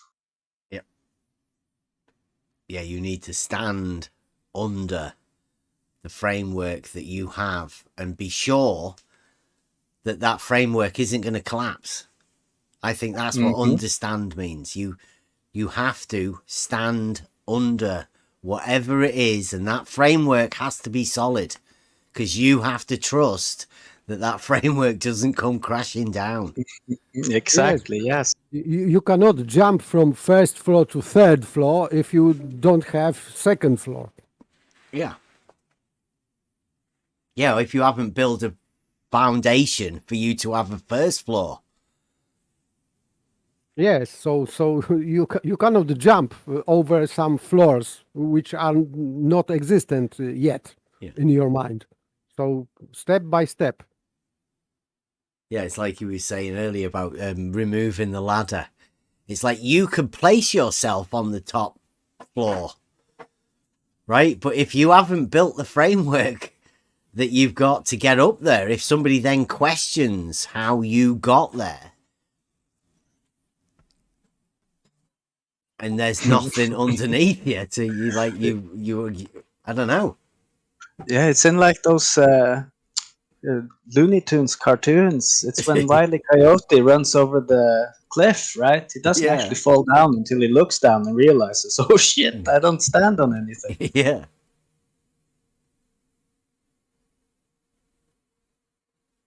And I think it also goes to show about some of these globers, like the guy we had on the voice changer today. If you go back to study Euclid, but you bring this fallacious globe model with you, you can read the definition word for word and then just change it as you go to fit your model, as in refute the definition altogether, just to maintain your own paralogism like that guy did earlier. It's incredible to see in action.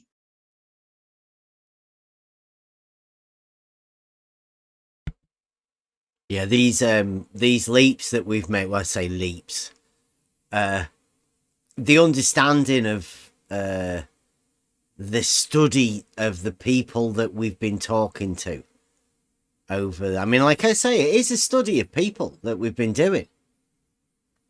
There's not many people in this server, and that's because the people that are within this server can add, and they can go through the process, the Elenchus, right? They can spot out contradictions in people's thinking, and that way we go forward. And we've realized, come to a lot of realizations about the way people interact and the way people can talk to each other. It's very easy to spot now somebody with a paralogism. I think all you have to do is lead them down a path that they end up not knowing where they are. They feel lost within the conversation. And that's because there's a massive paralogism there. But it still involves somehow self-humiliation. I went through this process, of course, because if you realize that you are wrong, totally wrong about everything, or nearly everything, it's like self-humiliation. So I think that this pride is playing role here, because they cannot admit, many people cannot admit to themselves, I was stupid. How I was stupid. So this is also psychological problem for them. Yeah, I used to have the idea that there's an extra part of your brain, right, that you don't use, and in order for you to get to that position, there's normally some things blocking the way. One of those things is ego, and that can stop you from accessing these other bits. Like you said there, it's a bit of pride, you feel humiliated that you didn't spot it, or like it takes a lot of work for you to go back again. And that's the ego. The ego stops you from doing that. I think probably ego that controls most of the cognitive dissonance that you have. Steers you Yeah. away from looking at certain things, makes you shout at things, makes you feel angry, upset at Yes, people. I think that also it is because one, not only but also it is because many people are not looking for objective truth. They are looking for truth, but subjectively for them only. But if as me, I am looking for truth which is outside of me. Therefore, I have no um, no purpose to pursue it for truth for myself only. So in shorter words, I like proof for I like truth for the truth, not for me, for the truth, just for curiosity, and I am happy that I know more about truth outside of me. But if some people are considering it only in relation to their own ego, so it is.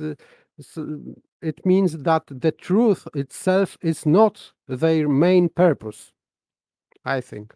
That's a problem. That's why they are sacrificing truth for their own ego.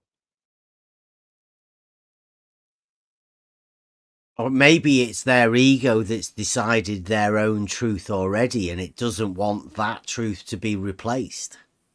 Yes, I am talking about objective truth. It means real truth, not what they think is truth, because they are creating pseudo truth which comfort them. But that's not a truth.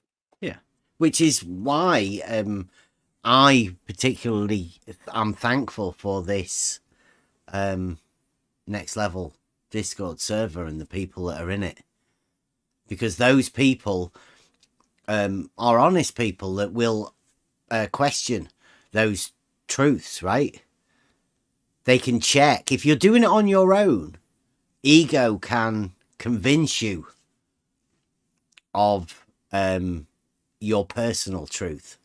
What you need to do is you need to have a group of people around you that can make sure that you've come to the right conclusions, right? They want to root out all of those contradictions that there may be there. Maybe you haven't seen them. Yes, of course, but it includes self-humiliation. Therefore you are agreeing that in this process you will have to humiliate, to be humble. So this is process which is not for all characters, so to speak. Yes.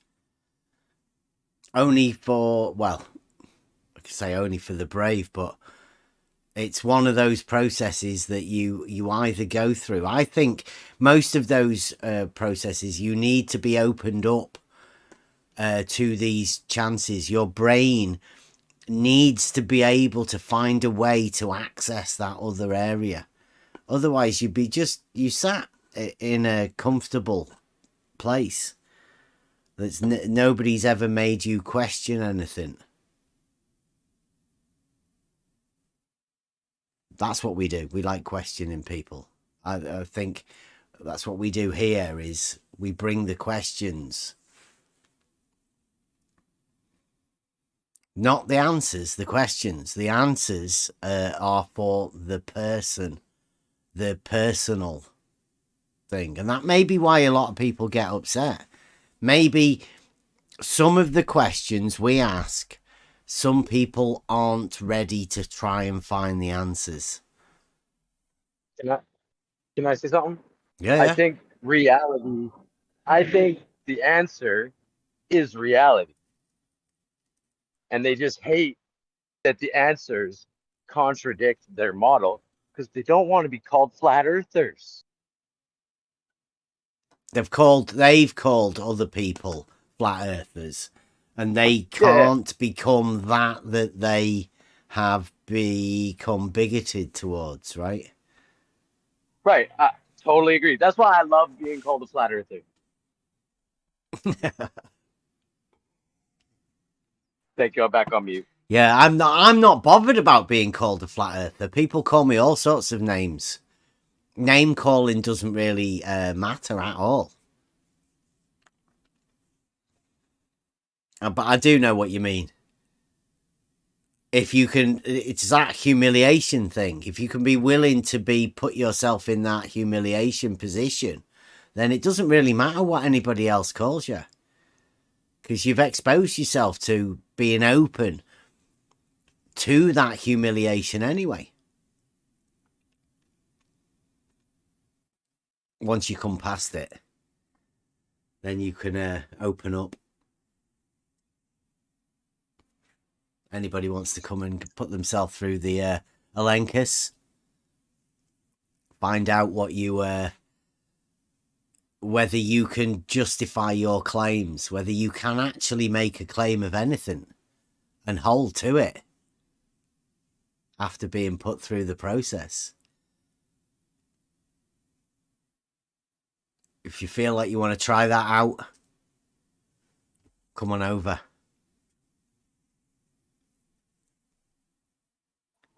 I've been in I've been in conversation with people who are very readily willing to throw the concept of objective truth out the window altogether.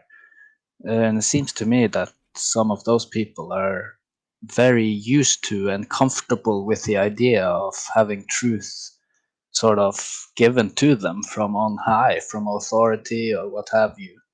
And the idea that no, truth is actually out there in reality for anyone to find on their own is it gives them responsibility, right, for their own. And it seems to me some people are afraid of that responsibility, that understanding the truth is actually down to them, that it can't be given to them from other people. It's up to you personally. There is definitely some of that, as far as I can see, anyway. Yeah. What do you call it? Axiomatic truths dispensed by shadow giants. Yep.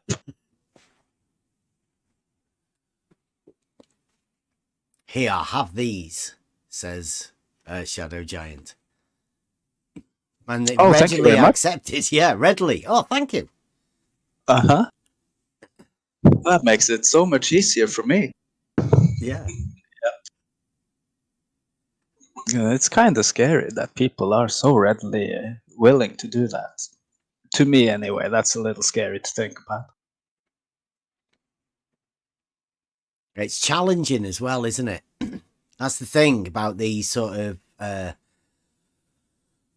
statements or whatever. Once you realize that you're the one in charge of who decides this stuff and not these shadow giants, then it can become quite scary. Oh yeah, definitely. And just not just on the level of what is true, what is not true, but also on the personal level of what will everybody around me think. You know, I've heard that argument a lot as well. And for me, I've been, let's say, 15 years, I've been on my own in this because people left me when they realized that I'm willing to speak on, you know, outside the box, let's just say. So to me, it's become normal now to just follow wherever the truth takes me. But at the beginning, yeah, it could be quite scary and sad in a way that so many people are willing to just leave you behind because you're out of the norm now. Yeah. Well, I think I would put it as that at some point you realize you're in a box, right? And that box, i.e., the model, the paralogism or whatever, is restricting you. Then you don't actually step out of the box. You just realize that the model, the paralogism, that was confining you doesn't need to be there. It's not even there. It's not real. So you just get rid of the box eventually. And you don't, it takes quite a while to realize that those other people are still in a box, but there's no box there. They've confined themselves by the model. Yeah, that they've built on their own, like you said earlier. Yeah, definitely. And that's the thing, right? Once you remove that box, if you do it in like a sudden move, then you're standing there like naked in front of the truth. What's left then when the whole entire box, the whole entire model that you built on your own is just out the window now? Then what's left? You have to really go back to first principles. And it is definitely a lot of work you have to do on your own to get around all of this and get to a solid foundation to stand on. Well, that foundation makes you be able to, once you've got rid of the paralogism, the model, you can then look at a horizontal and realize the geometric understanding that it's a straight line or plane. And then verticals can be perpendicular to it. I mean, there's no problem at all. It's freeing in a way. Once you lose the model, it makes it so much easier. There's no complicated stuff around it. You realize that the simplicity of everything that's around you is just that. And that also, because like I studied physics and chemistry, and the whole idea is there are all of these crazy equations of these theoretical physicists and blah blah blah that only a select few people can understand, and you're gonna need 6 years of hardcore training to get to that point, and blah blah blah. Like all of that's not real. You realize that no, horizontal is just a straight line, and that's how simple it actually is. And it's kind of strange to look back at how simple it really is in reality. A straight line, that's all it is. Yeah, all of that other stuff is just an obfuscation to get you to imagine that the model, the paralogism, is still there. It's people who can't release it that try to justify it with more and more increasingly complicated things, which makes the common person imagine that they're not clever enough to understand it. But once you realize how simple it is, it's dead easy to understand. What becomes difficult to understand is why the people don't release the model so easily. And especially when it's shown to them in its glaring contradiction. How they then start to, explain to how you can accept this contradiction. I guess that also goes along with how logic isn't really a thing that you learn in school. It's just something that you have to sort of work out on your own. Yeah. Well, again, yeah, we've been here and found logic, and then found that the very thing that we were doing is Elenchus. It is an ancient from antiquity, the way of a process of questioning people. That's it. Simple. Questioning people to find the validity of a statement that was made by the person. So person makes statement or claim or whatever. People then ask questions of that thing and to find out whether it's good or bad. Right now, whether it works, whether it stands, whether that Whether or not it's actually any logic arriving at that conclusion. That is that statement or claim. That can happen at school. That can happen. A primary school kid could ask the parent something. They could ask the teacher something. Anybody, secondary school, and any question that's ever asked of anybody is asked so that they can learn, hopefully. Now, if the person at the other end of that question starts obfuscating and makes up some sort of a fancy equation that you're never going to understand in order to explain whatever you're talking about, and they don't have the ability to explain it simply, then you have two choices. One, you can imagine that you're stupid and the other person's way more cleverer than you are and you'll never get it. Or two, you can imagine that that person can't really explain whatever it is that you've asked them. So you go and ask somebody else. Yep. Like the most common answer, I think everybody has experienced this one. It's when the answer is, because that's just how it is. To me, that's never a good answer. That made me angry, frustrated, not angry, but really frustrated. Every time I get that answer, that's just how it is. Yeah. Like, no, I asked you a specific question. Like, please, can we talk about this? No, it's just how it is. That doesn't actually help. And it's just the worst kind of obfuscation that I've ever come across. And I heard that from teachers. It's mainly maths teachers, right? That give you a formula and you, what does that mean? Well, that's just the way it is. Just complete the process. Yeah, just go with it. Yeah. This process is only memorizing. This is not understanding, but only memorizing. Yeah. Which goes back to the who taught you to think thing, right? You're not being taught to think if you're just remembering, because I always said when I was teaching, the best idea would be to teach people how to remember, how to order those things so you can remember more. That would be step one for me. And then you go through the logical process. But I mean, I don't know how you'd do that because I'm shit at remembering stuff. Maybe it's just because I would like to remember more stuff and that would have been a good thing for me to learn first. I was always struggling with memorizing, and some time ago I realized that I have to understand.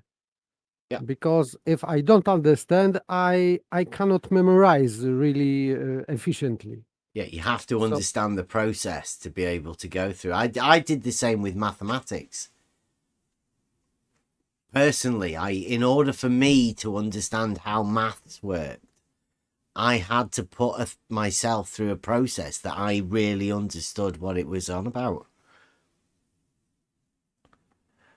Because of my upbringing, right?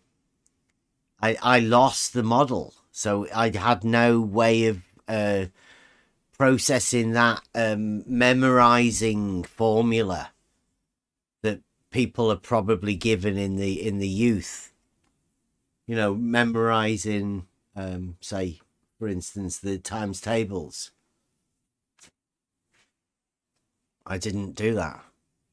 I have no memorizing ability for any of the mathematical times tables. I actually have to go through a process every time to work out the answer.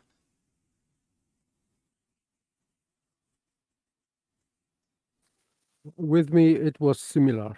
Mm. I was very bad in school, and that's why I gave up with mathematics, so-called mathematics in school, because if I had whole board written with numbers and letters, equations, I had to write down to my notebook, and only thing I could do on lesson was to write down. But if I asked any question, what does it mean, and teacher didn't give me an answer, I on that point I lost my track. So really I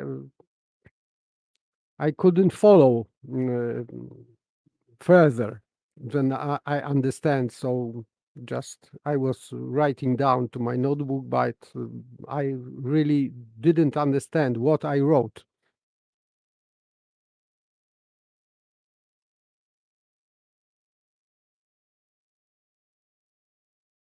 I'm just going through this video. And there is a tweet there that says, remember to keep thinking about it. And then I put a question, right? What is measured by volume, but comes without a container?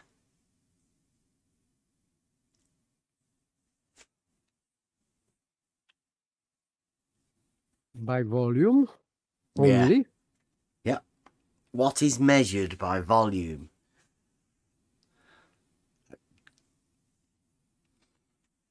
but comes without a container? It's a bit of a puzzle, right? Generated by the guys back in the day, but that's a tweet from 2019. So that, yeah, this video that we were going over is the chance of being 3 years old.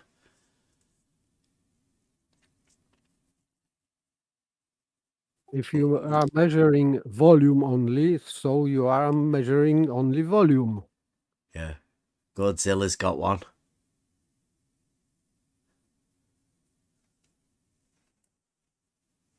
Sound. That's one of them, right?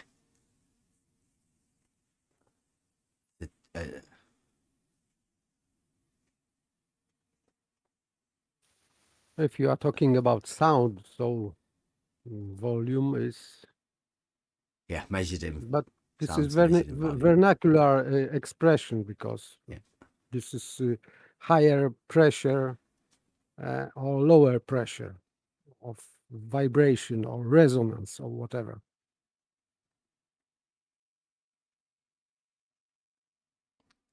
When with sound, you also have the what's it called, the units of decibels.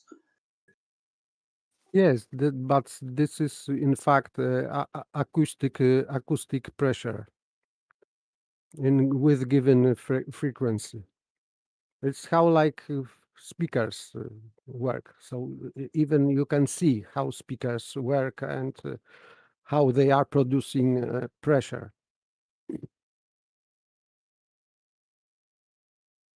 But this is pressure in movement. That this is really vibration. So it is going back and forth. God's right. Air. They're all saying air, but air. You have to contain the air, don't you, in order to be able to measure that? It's a fluid.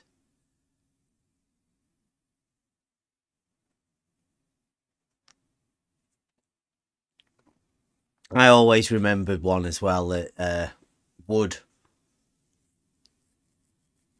is measured by volume as well. You don't need a container for that.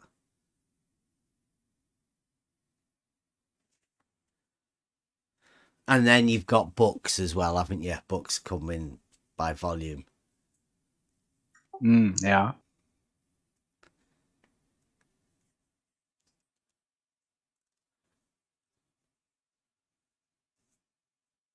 Interesting, right?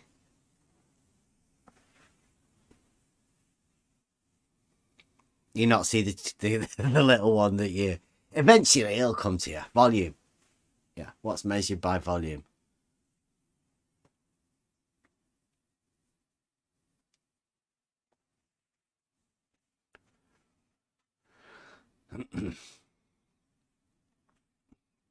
Always try and do them a little bit different.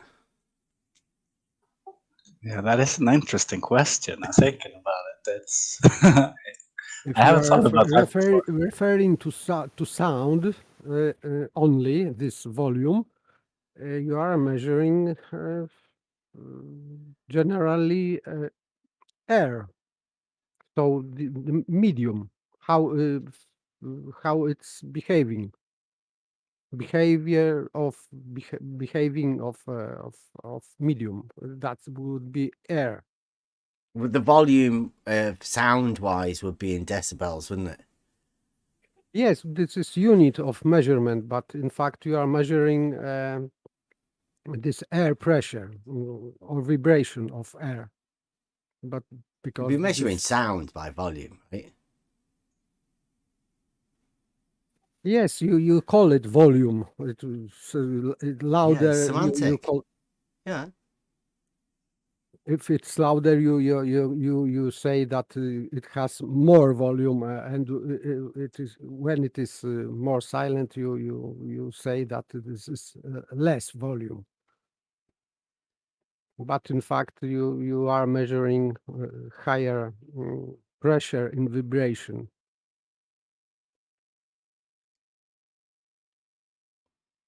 Seems to me it still goes back to volume, as in how much space is in this given, cubic meter or whatever. Yeah, the That kind of volume. moment you start thinking about the physical volume measured, right, as you think of it measured, then the only solid that you can come up with is wood.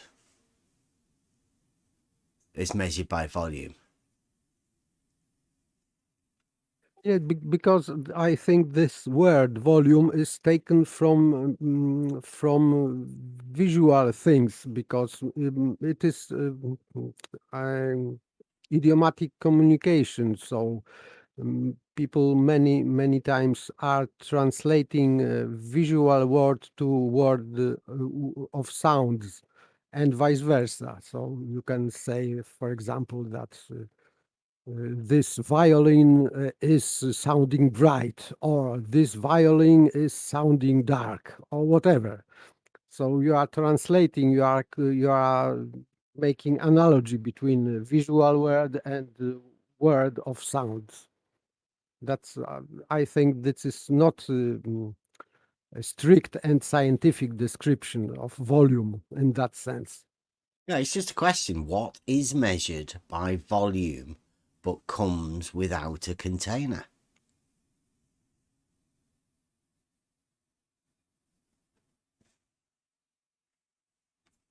It's just a process to get you thinking. That definitely gets you thinking, that's for sure. In that sense, it would be sound. Yeah. There's a few things. Books, wood. Can't find any way to get a fluid though. No. You can't get a pint without a container, can you? Nope. Well, you can spill it on the ground, Yeah. but then you no longer have a pint. Yeah, I mean you can talk about a cubic meter of air, but without a container, are you talking about that? I'm just talking about volume, though, right? At least you have to imagine this container for air, for example. Mm. Yeah, but you would need a container in order to measure it. Yes, of course, of course. Good old days.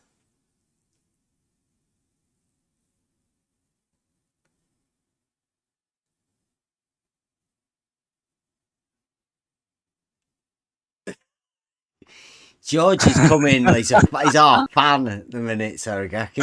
I see. Yeah, I know. Yeah, RBD George, you space. are very sad considering you've just come here. I mean, look at that. You're writing essays. Oh, that's awesome. Yes. He didn't hear where we started off with this. I have a question from 3 years ago and everything. It just came in, what, a few minutes ago. So we Yeah. definitely missed the beginning. Yeah, we were talking about horizontal planes being established earlier on, George, and how the paralogism leads you into a state of, well, I don't know. It could be seen as like a dimension or something like that. I mean, who knows? Confusion, usually. A state of loss that leaves people empty, not knowing where to go. Yeah, maybe that's also the case, right? The further into this model you've dug yourself, it's almost like existential dread for some people.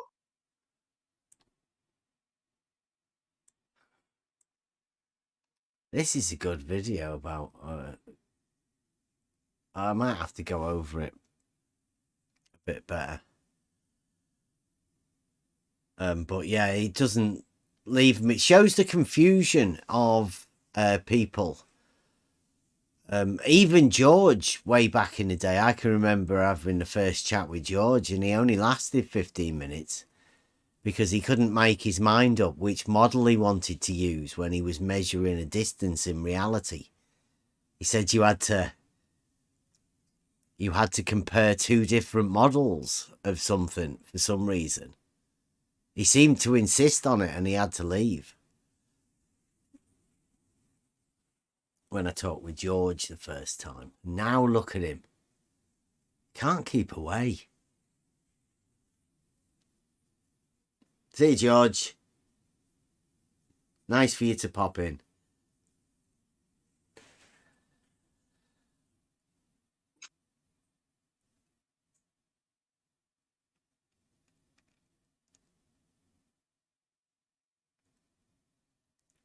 Oh, I'm looking here as well. Can you remember earlier today? Somebody said they used to call me something. Yeah.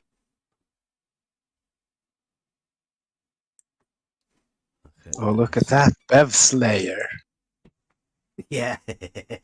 You've really gotten into the minds of people in the past, I see. That's Tucker as well. Yep. And that was what he said he called me. Right? But that looks like it's me. Really, you might think he was me. Professor Bevel. Put it in the chat for you guys. Oh, shout out, spot on. I didn't know about that tool until he brought it up earlier, the angle finder.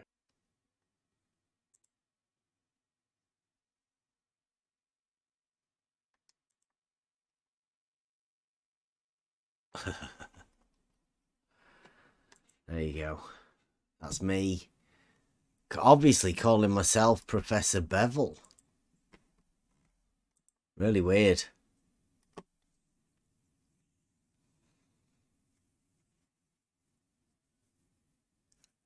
So whoever the Twitter crew that we have just had round today, yesterday, they're old guys from Twitter. Old. Like 2 or 3 years old. They've been in today. And we have we've had a lot of chance, right? There's some new people that are around now that weren't around when at the beginning where I was on Twitter, right? I was on Twitter for 2 years before I came to Discord, and I've been at Discord obviously 3 years now. And yeah, we've had some of the Twitter text trolls, let's say, because there's no speaking on Twitter. they've been in today, and they've got ancient arguments. Like, their arguments haven't changed at all. That's why we went over this video tonight with, I was going to get to the straight line, right? But since my son's nearly finished his thing, I think the project will be getting done with him. He will be part of the drawing up the straight line test, the realizing Euclid. That's all going to be me and my son, full on project. We'll try and make some really good videos and get our families involved in it. I know we've got a few other people that want to do these sort of things, so yeah, we're going to involve our families in within the next tests. Realizing Euclid in reality, straight line test first, and then we'll do the plane. And then it doesn't take long before we start working perpendiculars. In reality, all geometric principles with geometric proofs. There's some good times coming ahead. And the guys will be loving it because we're going to link it with paralogisms, logic, and trivium. We'll have a nice little package, and we're going to be troll free. Next level Discord. Obviously, apart from the squeaky voiced differing characters of certain people that want to do voice changes and changing the names, pretending they're other people. We're going to do thinking. Try thinking is going to be the thing. I'm liking the Elenchus challenge. Anybody brave enough to put themselves up to the Elenchus challenge? Next level Elenchus challenge. Come over. If you're confident enough, just come over, make a claim. See how the guys do. See how good you are at justifying a claim, whether anybody's willing to do that.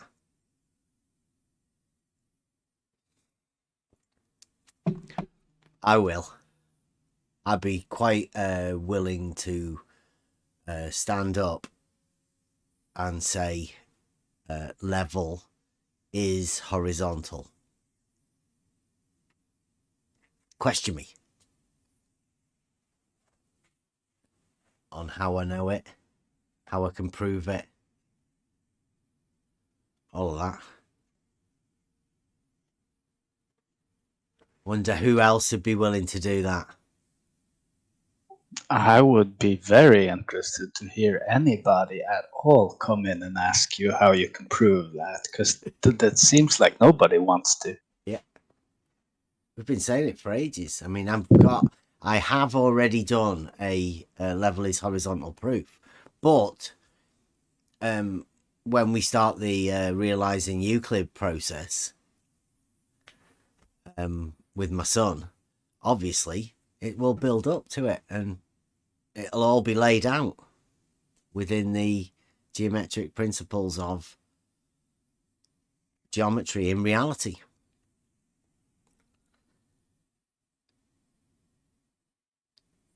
I will, obviously, like I already have, offer it up for anybody to come round. I mean, anybody wants to be part of this.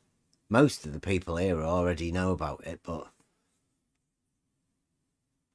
yeah, we're going to need voice clips. We're going to need script writing. We need to have it worded correctly. Just the general process of making some nice videos to explain stuff simply.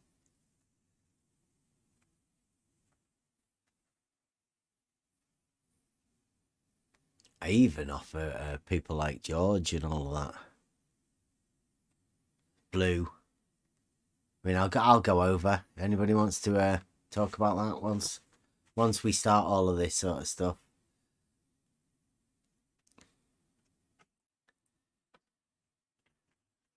Yeah, all of that sort of stuff good. Yeah.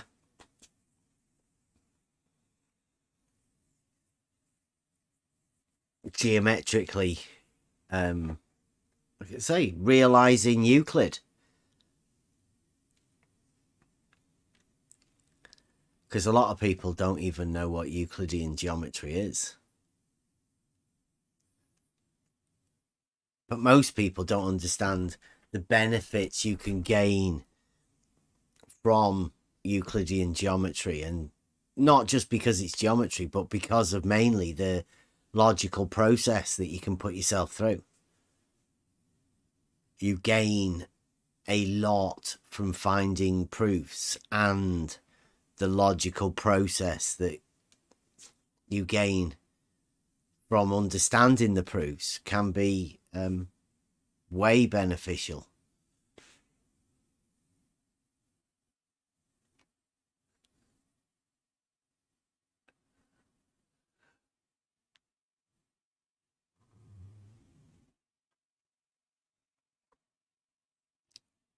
Well, it looks like we've got some fans in again.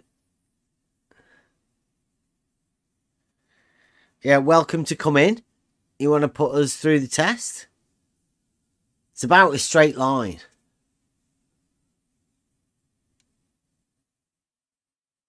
I'll have to get that drawn up, actually.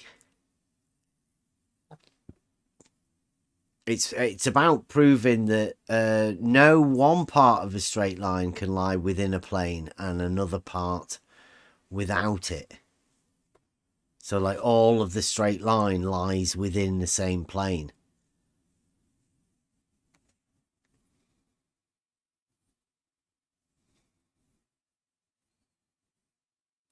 Yeah, good. It's just normal geometry, right? There is only one geometry, and until you come into this arena and learn the geometrical, call it an argument, but how they go crazy over the geometrical statements of proof, then you can't get away from it. Euclidean geometry is just the foundation of mathematics. Just a simple little thing like that.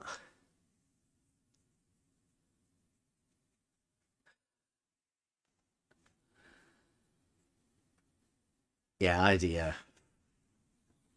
I hope a lot of people realize that, you know, like Euclidean geometry, it just makes it sound more complicated than it is, I think.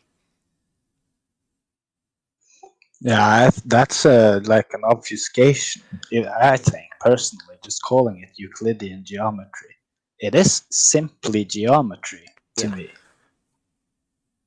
Yeah, and it is only about a straight line, and the amazing things you can do once you can establish a straight line. So that's why you asked the question, was it last week or maybe the week before?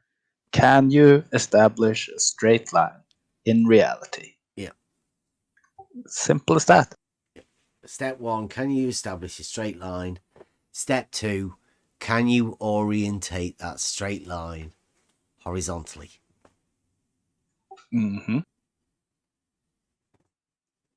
Which I wonder if anybody will ever answer yes to the first one and no to the second. That'd be interesting to hear.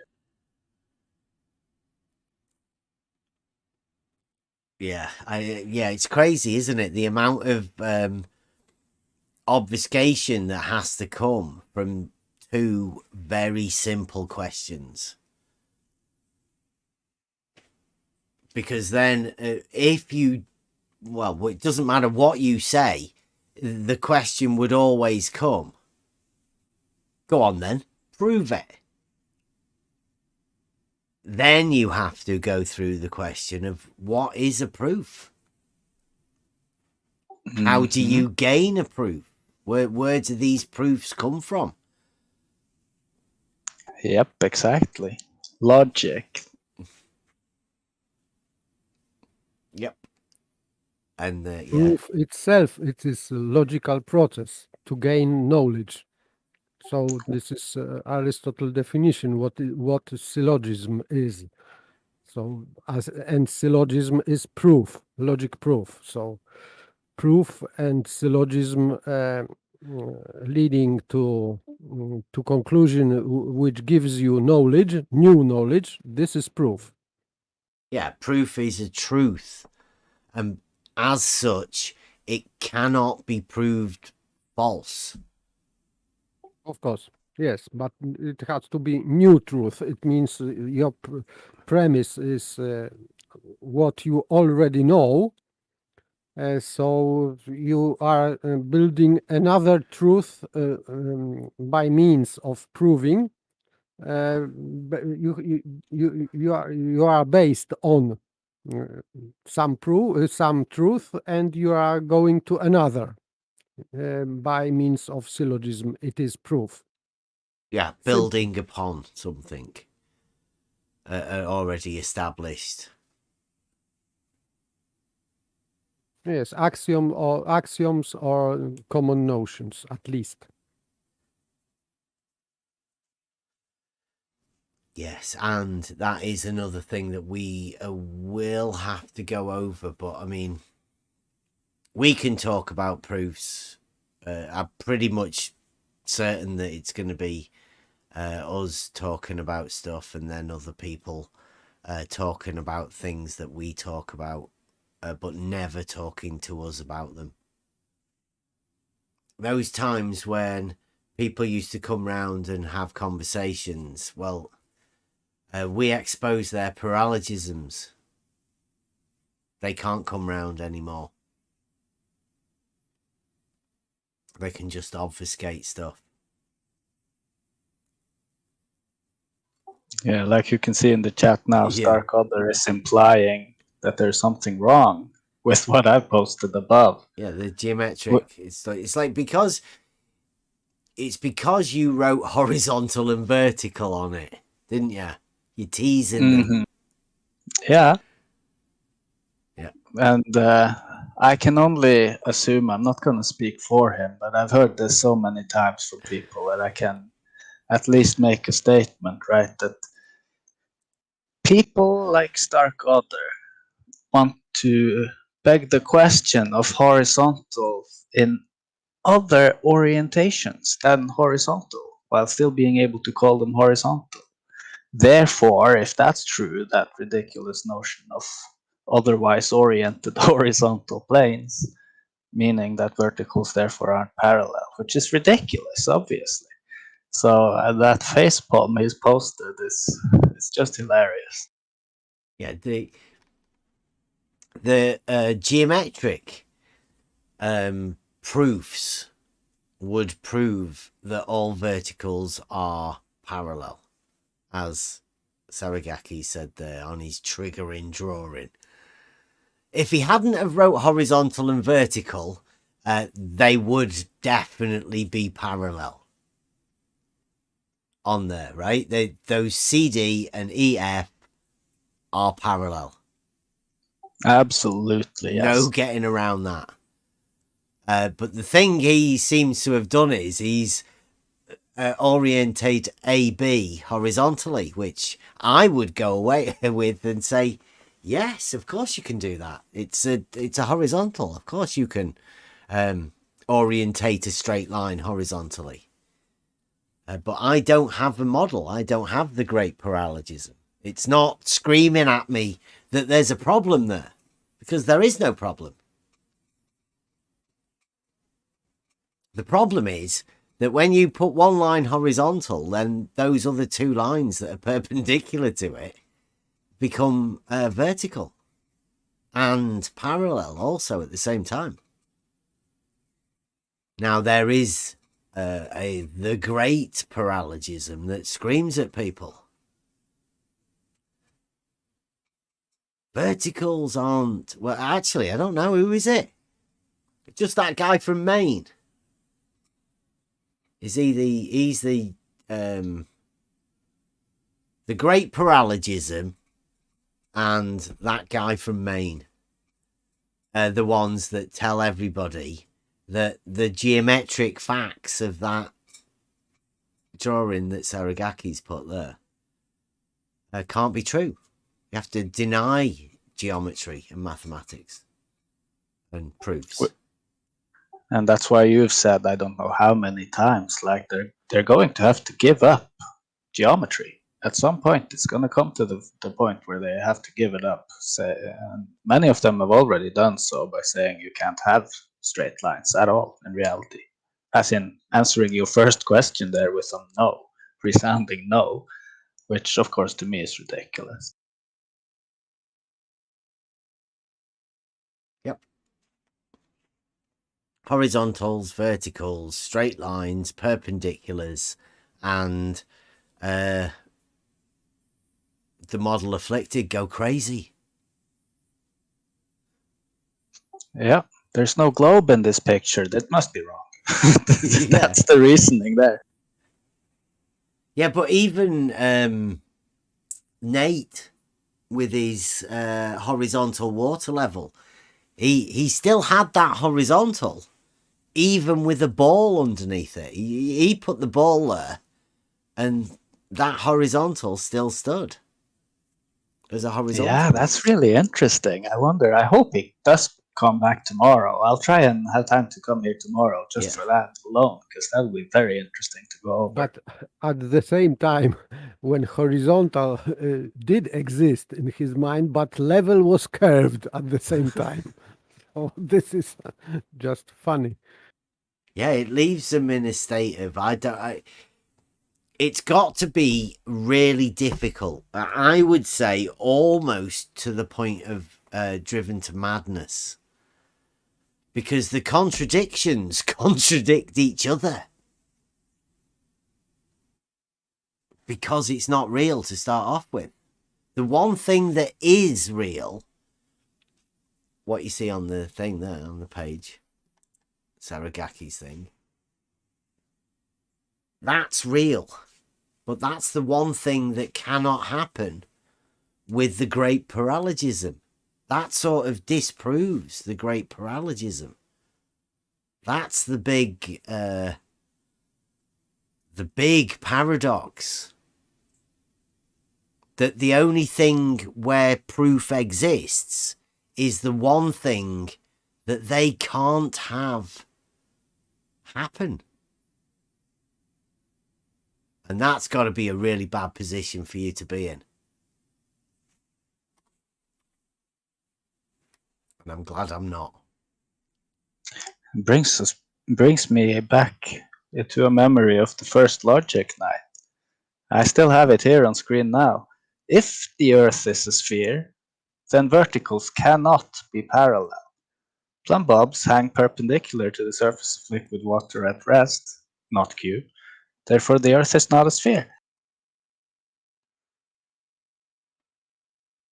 Or a plumb bob is a tool for establishing a vertical frame of reference. Therefore, the Earth is not a sphere. Take your pick. Yeah. It goes all the way back. That perpendicular, that was a great topic for the first logic night, let me say, because that was an eye-opener to hear how much obfuscation and anger that you could sort of raise in people with that alone, just the word perpendicular. Yeah. I mean, we did suss out, right? Once you realize that the big paralogism is has to do with a straight line, and then perpendicular sort of proves the straight line through the angles having to be straight lines and right angles, and all right angles have to be equal, and that's the foundation of geometry, that the perpendicularity at the center, right? Not the outside of a square, it's the internal. Whether you see my avatar, the perpendicular. Yeah. That's your axis, that's your X, Y, and Z all perpendicular to each other, but not outside. in the center, at the point. All of them perpendicular to each other. 3 dimensions. And that very fact of 360 degrees making 4 right angles, all right angles being equal, you being able to turn that plane in any direction means that non-Euclidean geometry is proven not real. Mm-hmm. Book 11, solid geometry, Euclidean. It proves everything that they did earlier with the straight lines and all of that to be true. Oh, this is also a good one within the same document from that first night. If vertical is determined by the center of a spherical Earth, P, then verticals cannot be parallel, Q. Vertical and horizontal are perpendicular to each other, not Q. Therefore, verticals are not determined by the center of a spherical Earth, not P. Ah, this is great. Yeah. Yeah, we'll have to start having a page, I think, on the website of all of these just logical statements that trigger the shit out of model afflicted. Yeah. Oh, look at that. Is that WS in the chat there?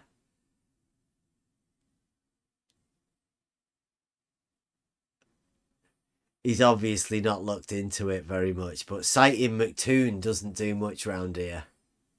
I'd be careful. Don't go to McToon's website. He does IP tracking. What it is, Euclid's phenomenon, phenomena. Phenomena. Mm-mm. I don't know what it means. He's just saying McToon mentioned it. I don't know. He might have mentioned it was an interesting read. It's not geometry because the elements is the geometry. So, and I don't think he's talking about data. So I don't know. You'll have to look into it yourself. You might find that it's a load of shit and it's been proven as a fraudulent book. You might do anyway. Definitely not geometry though, because that's Euclid elements. Yeah, there seems to be going around the idea that this phenomena that he is referencing to, I put a link in the live chat now, that it's actually just this book, but attributed to Euclid after the fact. Yeah. But of course, this I can't prove any of it. I'm just saying they are very, very similar works apparently, and so it's interesting.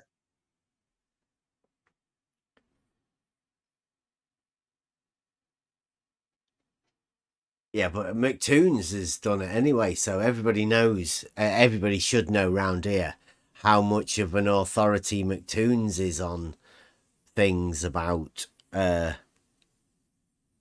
I don't know. I mean, McToon's did have a horizontal plane also. So, I mean, make of that what you will. McToon's also had the idea of, in quotes, flat Earth geometry. I mean, he had to retract that after we pointed out how ridiculous that is, but he did for a moment have that up there as his Sexton challenge. Flat Earth geometry. Imagine saying something like that. Yeah, I know. You must only use flat Earth geometry. And then stumbling. Like Elenchus then starts, doesn't it? What's flat Earth geometry? I'd say that's as far as you get. Yeah. Well, if you don't know what it is, then... Like, yeah, no, we don't know what it is. So tell us. He's got one here, like a bit of logic, right? If water is horizontal, right? If water is horizontal, then the angle to Polaris must change at a trigonometric rate as you move south. If water is horizontal, what does that even mean? Well, you know, like the Exactly. premises of a thing. Didn't we go through something like that, a fallacy? That had like they don't follow. Is that non sequitur? Like, is there Yes, it a link? It is non sequitur, of course. Yeah. If water's horizontal, yeah, okay, then the angle to to a light in the sky, like what? Like it just doesn't follow at all, does it? Right? And this is a consequence, right, of what Paper was saying earlier. Logic just isn't taught, and if it were taught, that poor guy would never be writing a thing like that. It just doesn't make any sense. Complete non sequitur. What the premise doesn't follow. That's like saying, if bananas, then footballs are brown.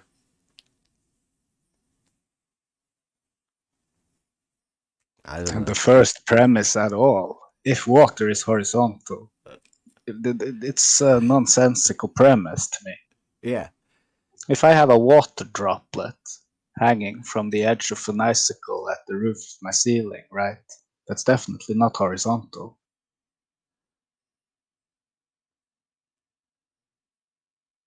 Oh, listen to that as well. Look at he's got his geometrical work of art. You can tell once you've gone through Euclid and you know how Euclid works and the definitions and all of that, and then he's saying this is the one that McToons has said was an interesting read. He says, in phenomena, Euclid defines the horizon as a circle for a sphere be cut by a plane. The section is a circle. I mean, like, I'll read that again. Euclid defines the horizon. So this must be in the definitions at the beginning. It would say Euclid, the horizon as a circle for a sphere be cut by a plane. The section is a circle. That's a nonsensical sentence. Like punctuation and grammar is important. Yeah, for Euclid as well, definitely. Definitely, yes. And would you say, right, let's say you've got a sphere, would you cut the sphere to a plane, a circle, and then describe that as the horizon if you thought it was a sphere? Because then you would have to cut the top of a fucking sphere every time you were looking at the horizon. Now, you can't do that with your eyes. You can't then at the same time hold the idea that you are standing on the surface of a sphere anymore, because you've had to cut that surface away to form a plane. So it doesn't make any sense. And mathematics does state that all horizontals are parallel to the plane of the horizon, and, like Paper said, all verticals are perpendicular to the plane of the horizon too. I mean, they both follow geometrically from one another. They go along with your proof for perpendicularity. Yep.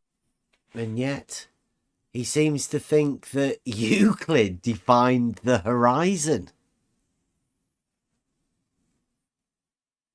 I guess it's because it's got something to do with the circle.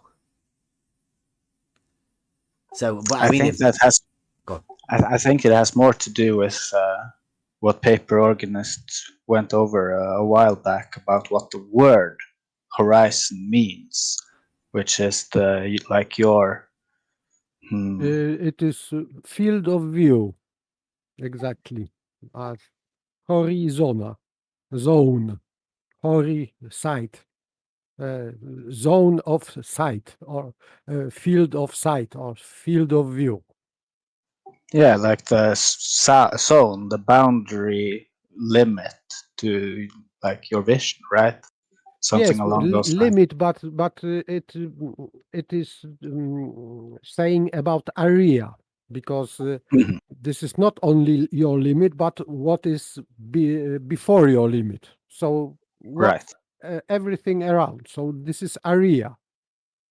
And I just point Uh, out again as well, he's put in Euclid, the horizon is a circle, right? A circle's a 2D shape. For if a sphere be cut by a plane, 2D, the section is a circle. That's true, but it is not non sequitur. It is redundant, because why do you need sphere to cut to obtain a circle? You can have a circle without a sphere. Well, you must Also. think And- you can cut the tops off a sphere every time you look at a horizon. Like, everybody does that all of the time. I mean, how ridiculous is that? it is, it is obvious that if you cut the sphere by a plane, right, the section is a circle. Yes, Yeah. but this has nothing to do with the horizon at all. And why would Euclid feel it necessary to point out that you cut a sphere by a plane, a 2D surface, to end up with a 2D shape? You take a 3-dimensional spherical object, cut it with a plane, a 2-dimensional thing, then you have a circle, which is a 2-dimensional circular piece being cut off.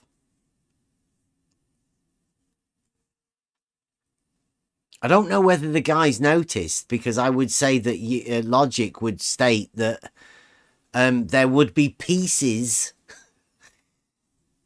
of spheres floating around somewhere every time. It's just impossible. It absolutely has nothing to do with the horizon whatsoever. And if it's going to be like equated to reality, that this is what happens, then yeah, you're right.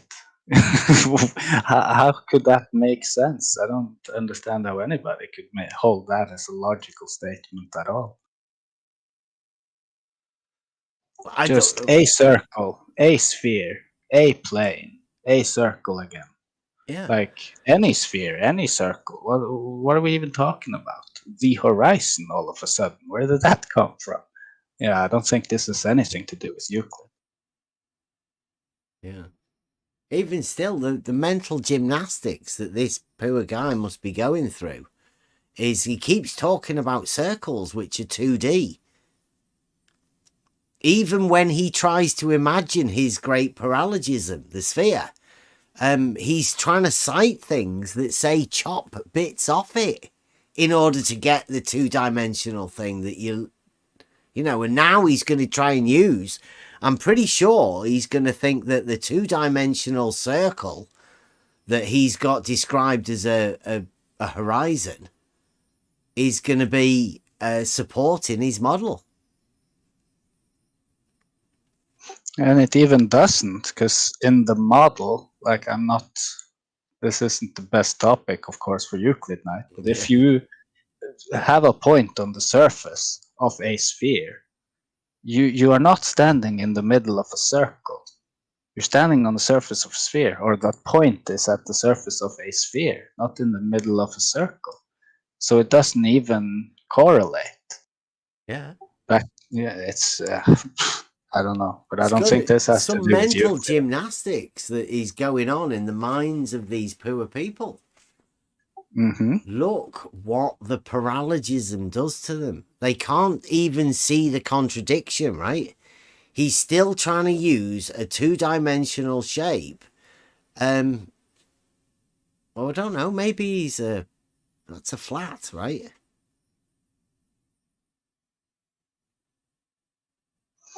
Yeah, what is it that my Euclid book here says about the circle? Let me see.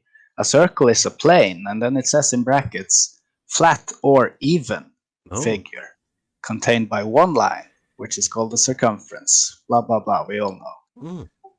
But in brackets there, flat or even, like the definition of a line, as you mentioned earlier, that which lies evenly between its extreme points. Oh, he's just changed it. I thought Euclid was talking about geometry, but now he's saying, can you guys not understand a circle of sight? Oh, so we're not cutting a sphere anymore, are we? No, we're not. No, you can't cut a sphere with your sight unless you've what you like Laser Dude. Who was that in? Was he one of the Oh yeah, Cyclops and X-Men. That's it, X-Men. Yeah. He taught you thinking everybody's like Cyclops and like chopping tops of. It's good. Parallel circles. Yeah, circles. As well. Yeah, easily. If you have two planes parallel to each other, and you have a circle in each of those planes. Yeah, those circles would be lying within parallel planes. Yeah. A bit like the parallels that we were talking about the other day with Alfag and Brenda's global parallel paradox. Parallels. That may be where they got the parallels from. Euclid did definitely talk about parallels, and I think that's the only geometry that does actually talk about parallels, isn't it? As far as I understand, yes. Yeah. Oh, here comes the quote again. He's broke him. A bit like Alfag said, kept repeating the same thing like it was a scripted thing that they're relying on. Their paralogism relies on them chanting these things. He's doing that again. He is. He really relies on this. I know another guy that relied on this book that probably isn't a real book wrote by Euclid. Or the group that was Euclid. Anyway. It's not even similar. It's not even wrote similar. I mean, Euclid's optics. It's definitely wrote like Euclid, but they're not.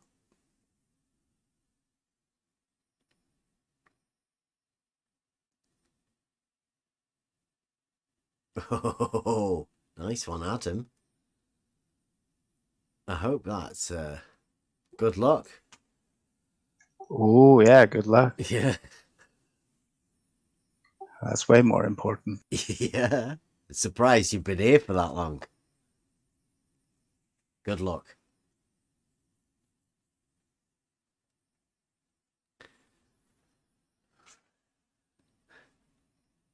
Yeah, it's been a good night. Good chat going. I like these conversations. They're a little bit better. It's not really been much Euclid, is it? But the logic of the straight line is where we're getting to.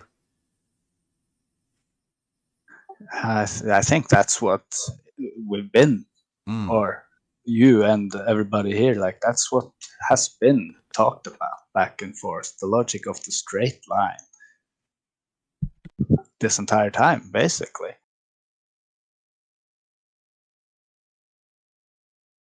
I know sometimes we want to, explore a little further and talk about things like perpendicular, but it all comes down to the straight line. Straight line is problem for Globers. That's why they are trying to make a square function for straight line, which is for me ridiculous because you cannot describe straight line. It is impossible to describe straight line by quadratic function.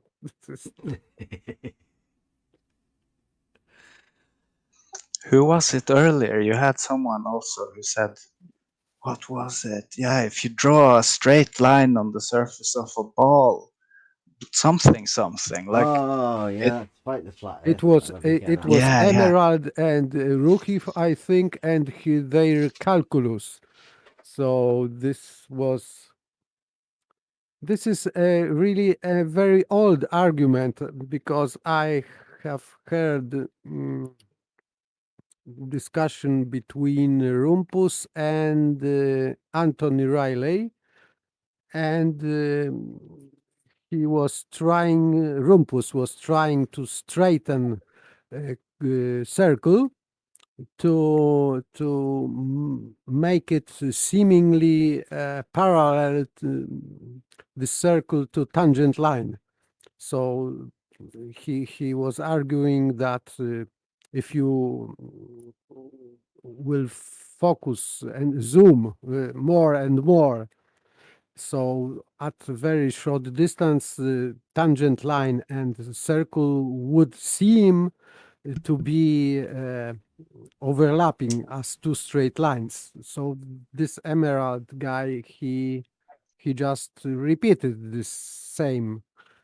I think I hope that you, Beth, remember that he asked us if these two lines are straight or not. So they were parables, but they were seemingly like straight lines, but in calculus they are not straight. That's why they are described by a quadratic function. So this is really old argument because I remember this discussion between Rumpus and Riley back in the day. I cannot remember when it was, but Well, if you're talking couple about years a ago. straight line, being the Holy Oh, here we moly, go. donut shop. Who is this? hey, how you doing? No, who is this? Physicist. Okay. If you're talking about a straight line being the shortest distance between 2 points, even saying the shortest is kind of comparative. So that implies some sort of standard that you're comparing the straight line to. Right. Can he finish What? up what he was going to say? Because I don't care nothing about what you're going to say. So. I'm done. Really? That you have to compare, the he- straight line to something Can he that's straight to finish have a what straight he was going line. to The say? question is, what is the straight standard that you're The comparing? shortest Okay. distance. Yeah, A straight shortest standard. distance. Do you have a straight standard, actually? Water level. Otherwise, it's theoretical. This theoretical thing that doesn't have an existence in reality. Paper Organist, you should have heard it's like a few months ago now. Rumpus came in here and talked about this, what you were talking about. But he literally said that you could have a tangent to a straight line. He said that. Yes, so he was just repeating this nonsense from a few years ago. With I have heard this few years ago. So he's just repeating himself, I think. Yeah. I think they all have a point where they get stuck on repeat because they need that one point to go through. Otherwise, they lose the paralogism. They can't have that because they've said so much stuff to other people on the internet. Like Bev said earlier, they cannot let go of it. Or remember what they said. Yeah, true. That could also be. Yeah.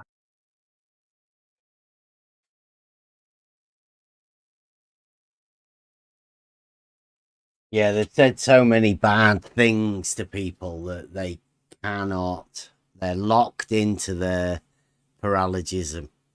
It just is axiomatic. But they don't know where the axiom came from.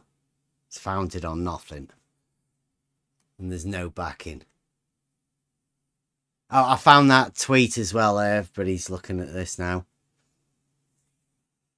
This is Fight the Flat Earth talking about the 5 postulates, when they got rid of the other 10, brushed them under the carpet, and then he's talking about postulate 1. It says to draw a straight line from any given point to another point. That's what it's granted. Let it be granted that you can draw a straight line from a point to a point. And Fight the Flat Earth says, this is his old account. It's at Fight Flat. It's been banned from Twitter, that account. But it says, look at postulate 1. This is him saying it. It's not me. This is me voicing Fight the Flat Earth. Look at postulate 1, you dipshit, dumbass, moron. You can tell it's like Fight the Flat Earth. That's what he talks like on Twitter as well. Not any surprise he got banned. He says, draw a straight line from a point to a point. Do that on a ball, and the straight line is curved. Isn't it, you brain-dead, window-licking mouth breather? He must have been practicing his ad homs. String quite a few of them together there. And this is why I wanted to bring this up, because you're not drawing a straight line. So what's up with that, Mr. Fight the Flat Earth? Draw a straight line from a point. Yeah, do that on a ball, and the straight line is curved. So that's a line being straight and curved at the same time. In his mind, which in reality is just a curved line. It's not a straight line whatsoever. Yeah. And to draw a line from a point to a point means why you have to consider it to be drawn on the ball. Just in space. You have space between 2 points, and you are just linking these points with a straight line, and you don't need any surface for that. Just 2 points in space. Yeah, so if you have 2 points on the surface of a sphere, just to grant the sphere for a moment, right? If you have 2 points on the surface of a sphere, then the shortest distance straight line between those 2 points would inevitably cut through the sphere. It would not follow along the surface. That makes no sense. That would make it a curved line and not a straight line. It would be Sagitta, yes? Yep. Huh? Or perhaps a diameter. Chord line. Yeah, sorry, yeah. Or perhaps, if you're very, very, very lucky, could be a diameter. Perhaps, maybe. A diameter is a chord, so. Yes. Yeah. So this is no problem. So why drawing on the surface while you can draw it on inside of the ball? Why on surface? Because the great I don't paralogism. What is he trying to explain actually?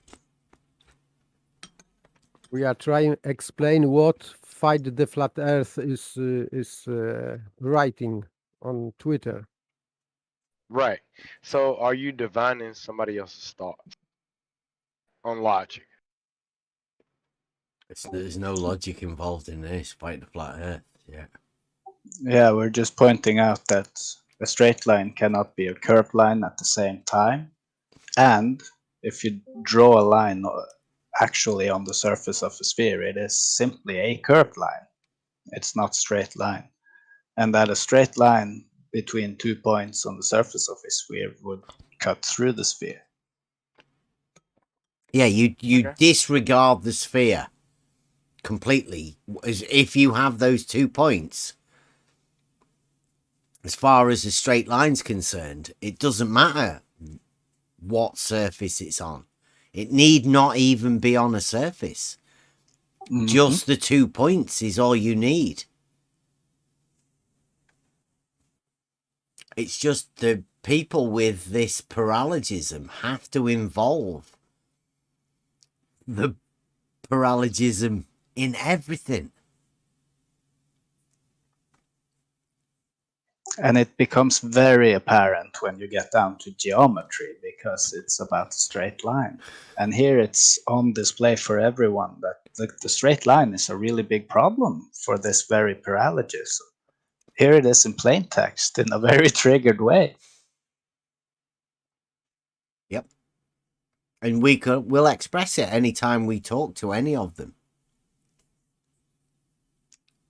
Anybody. Go on. I think that on that tweet, this is kind of deception here, because I think the purpose of tweeting this is this statement: do that on a ball and the straight line is curved. This is what Rumpus was saying a few years ago, that straight line is curved. I think they are trying to program people to think that straight is curve and curve is straight. So he's just repeating this nonsense to somehow maybe program people or whatever. But this is not from him originally. First time I heard from Rumpus. No, this is Fight the Flat Earth. Fight the Flat Earth will have told Rumpus to do it. Fight the Flat Earth, this is before I came round here. This is from Twitter. Fight the Flat Earth will have told Rumpus how to do it. Fight the Flat Earth is much higher up in the council than Rumpus. I mean, Fight the Flat Earth has got a channel and everything, hasn't he? Makes money out of it. Rumpus just roams around. He's trying to get into the YouTube game, doing a bit of debating, Rumpus. But he's nothing compared to Fight the Flat Earth within the Globe Defenders, right? Rumpus is a nobody compared to Fight the Flat Earth. And look at this here. This is another one of his tweets. I said, you're not a pleasant person. Look at my name. Horizontal level literalist. You're not a pleasant person, but I hope you don't teach your children, if you have any, the hate you display on a daily basis. Please keep that away from them and any other susceptible minds. To which he replies, Fight the Flat Earth, I teach my children to despise stupidity. Being willfully ignorant is not okay. Willfully ignorant. Yeah, it's he's a bigot. How do you right? say He's a bigot. Yes, definitely. He's writing about himself, it seems, because he is rather willingly ignorant. Mm-hmm. What do you call that? A little bit of an oxymoronic situation, because it's coming from him who is willfully ignorant himself in this very regard anyway. And he does have children, right? So yeah, he's not joking when he's saying that. He does teach his children to despise stupidity. Now, who do you think is he's teaching them what stupidity is? I mean, who is the governor of stupidity? I would say that someone who is teaching, for example, his children that straight line is curve. This is more than stupidity. Yeah. I've got loads of them. Here's another one. That one. Straight lines do bend. These guys, these people have been listening to Fight the Flat Earth.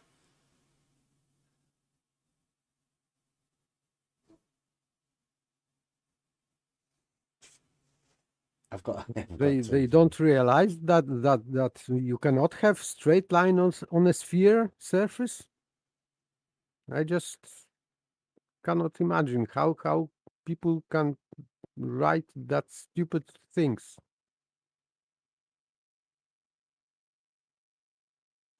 Great paralogism. Like that has to be the only way.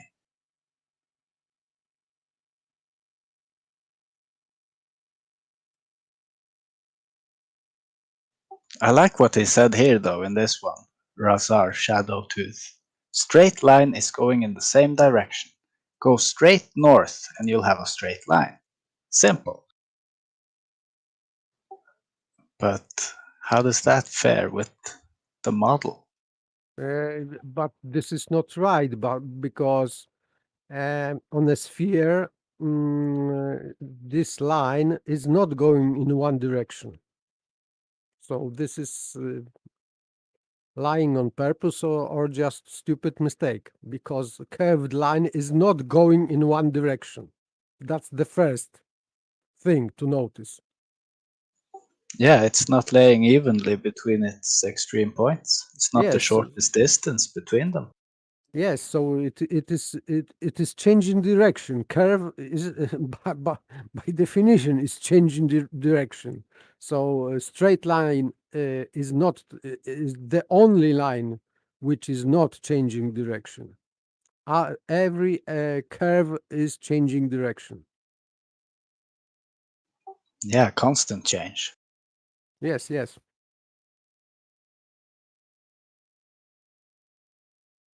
So this is just stupid sentence. What about that one then? So somebody's summing up the debate that me and Fight the Flat Earth supposedly had on straight line and level. And he says, Fight the Flat Earth says, straight lines can curve. Try Thinking says, nuh-uh. And Fight the Flat Earth says, yes, they can. Here's examples. And I say, nuh-uh. And that's it. They think that's a good summary. Like he said, straight lines can curve, and I said, don't be so ridiculous. They can't. Straight lines are straight. Curved lines are curved. They're not the same. But this is the formulation of what we've been dealing with, right? This diletheism. Way back then, nobody realised. I didn't even think that people could have contradictory things, right? I didn't realise that when we had the law of the excluded middle and the law of non-contradiction, that they were actually laws of communication, right? Laws of logic, laws of understanding. Well, they've done away with them.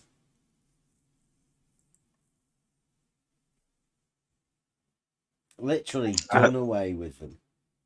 Yeah, I think that's partly the most shocking thing to me to discover after coming here, that people can do that. Hold contradictory, statements as true at the same time, in the same way. Dialetheism, discovering that is actually something that's been described. I mean, this is old. This has been going on for a while, a long, long time, this dialetheism. But until this arena, for me, I haven't come across somebody who is this blatantly, willing to show it in plain text, even. Yeah, it's almost right. It's almost like everybody knows that this diletheism obviously exists, right? There are people that say some crazy shit. But it seems that the people that imagine that they're the best scientists and all of that are the most willing to say this stupid shit, right? They profess all sorts of knowledge, but then they say the most fucking ridiculous things. So contradictory. And this is ridiculous that these contradictions are not so much convoluted, because if you have some very convoluted contradiction, so you can be justified that this is so complicated that I missed that contradiction. But these contradictions are so blatant. Straight is curved. This is so I don't know. 7-year-old child will laugh at it. Yeah, it's an oxymoron, right? It's probably the easiest oxymoron to explain, right? A self-contradictory statement. Yes, yes. Of Straight curve. Like, they can't be the same. Yet somebody puts them together. And literally built an argument upon it. We had to suppose what was meant to be a debate about straight line and level. And that was his opening argument, was that straight lines can curve.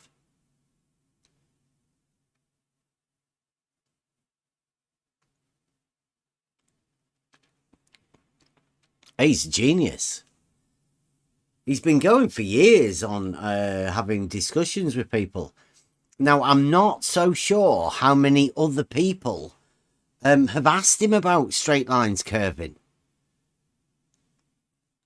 Because it would seem to me it's a fucking ridiculous thing for anybody to say. And you should lose all of your credibility if you do ever say anything so ridiculous. Or, yeah, well, yes, first of all, yes, I agree. But we had that mathematician from the university saying about triangles having internal angles summing to 0, which at that point, yeah, you should also lose your credibility as a mathematician, I think, personally. Yeah. Yeah, I'd have to go along with that too. I mean, I'm not too sure how that mathematician goes down at the mathematicians conference. Can you imagine? Yeah. It's like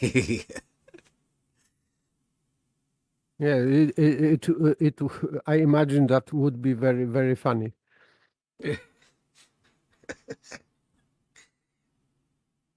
it can't go on. They can't do that sort of thing. They can't have that, because you'd have to come to a consensus within mathematics. You would have to. My problem there is, like you started out earlier, with the perpendicular straight lines in the right angle being at the core foundation of geometry, and by extension at the core of mathematics as well. So how they can say all of these things without realizing the implications, i.e. undercutting the entire foundation of mathematics and geometry by saying it, is beyond me. Like, these are supposedly clever people, right? That's how they present themselves. But then they go and say these kinds of things. It's baffling. Yeah. How you can build the foundations with one geometry and then underpin it. Well, just sort of rip the foundations out and say, not that. Yeah. Well, not straight necessarily. Yeah, it's stolen concept. Mm-hmm. The great paralogism strikes again, exposing fallacies left, right, and center.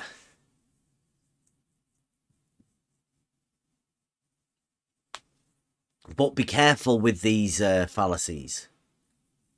Be careful who you're talking to and the way you question people about them, because they likely defend this paralogism. Well, maybe they don't do it, but their cognitive dissonance does. Takes over people. The ego takes over as well. Ego and cogdis together can get you a troll for life. You get people that remember you for years on Twitter. They've got some 2D, 3D argument wrapped in their mind that they can't get out. They end up chasing car crashes, chasing ambulances or whatever.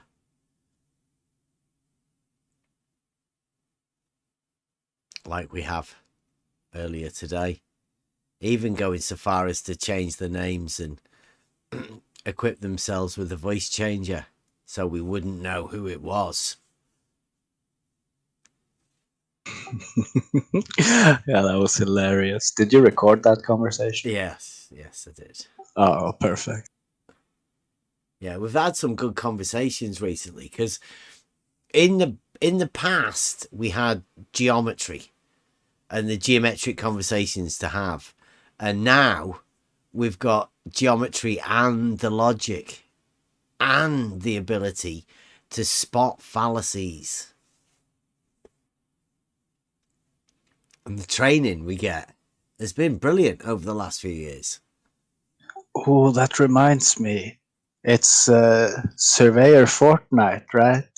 So let's just point out that surveyors measure elevation vertically from a horizontal plane of reference. Yeah, vertical and horizontal being perpendicular. Mm-hmm. Perpendicular, like, you know, when you look one way with your auto level, and at the far end, the guy with the measuring rods measuring the vertical height, right? That's all the way over there, away from where the auto level is. Well, when they turn round to do a foresight backsight, then those are two verticals that are perpendicular at each end of that horizontal plane, aren't they? Just like your drawing showed earlier. Mm-hmm. Yeah, exactly. Yes. Hmm. And that definition from book 11, that the one straight line is perpendicular to the plane when it is perpendicular to all the straight lines meeting it within that plane. Every time I keep imagining a circle with a perpendicular at the center being just perpendicular to all the diameters you can imagine in that circle. It's also perpendicular at the ends, of course. Yeah, for all of the diameters. Yeah, everyone. Every little bit of along the line of every diameter, always perpendicular to. Yeah. Cylinder comes to mind, but I guess it's not quite exactly the same, of course, but cylinder does come to mind at that point.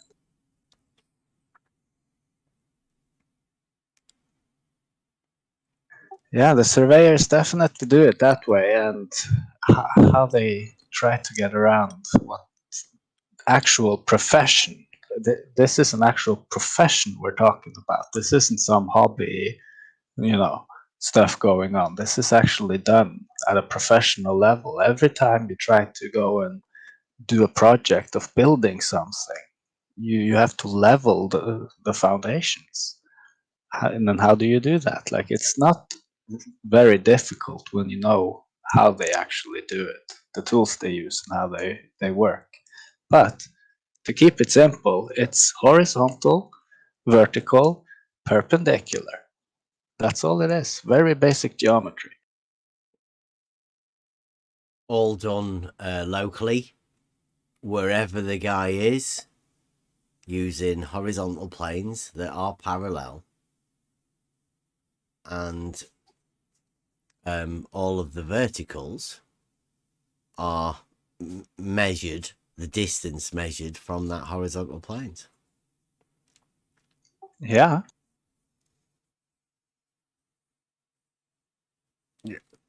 A high-rise building, like the foundation at the bottom, let's say it's, 20 feet across. It's going to be the same at the top floor because they're parallel. Yeah. You'd hope so. Well, the framework of the building would be becoming geometrically square. Yeah, at the very least, the blueprints. Yeah, I'd like to point out as well that surveyors, licensed surveyors, come with a code. They have to be licensed. They have to go through a process. So they aren't allowed to lie. It's akin to being, I don't know, like a judge or a lawyer or something. You have to have an honesty clause. Because if you're dealing with people's property rights, somebody could just pay you who lives next door. You could just move the boundaries. You know, like, you have to be exact with what you do.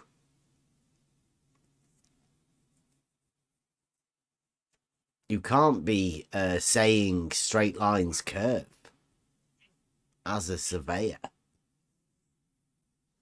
No, because in order to measure a distance, any distance whatsoever distance, you have to do it using straight lines. That's how you measure distance. You can't get around that.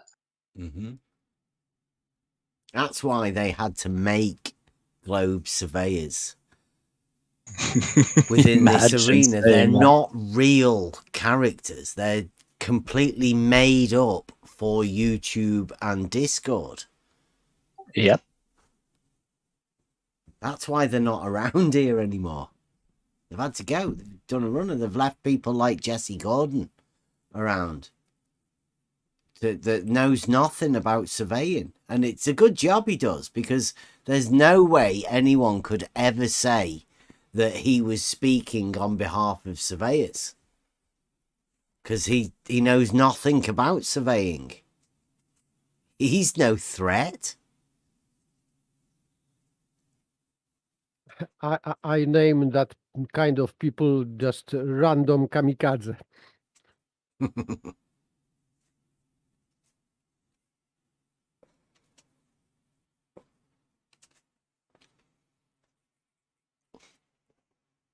Yeah, they end up running face first into the perpendicular every single time. That's why I think it was a genius move to use that as the topic of the first logic night. Just perpendicular. Yeah. Yeah, we knew. We knew back then. Seems so innocuous, doesn't it? Just like a short statement about two straight lines, a geometrics thing. But yeah, they do. Unfortunately. Well, unfortunately, we've found something that's so triggering that people, they can't even talk about it. And even have to make up fake professions on YouTube and Discord to get around talking about Yeah. Yeah, make a shadow giant. A true shadow giant, right? In the true sense of a shadow giant. They're not there. And there's no shoulders to stand on.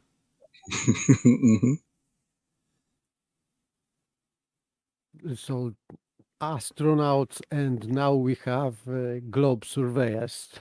Yeah. Yeah. Globe geometers. There's none of them either. There's no proofs of that. They're lacking all sorts Spherical of stuff. geometers, yes. Yeah, yeah, there is none of those.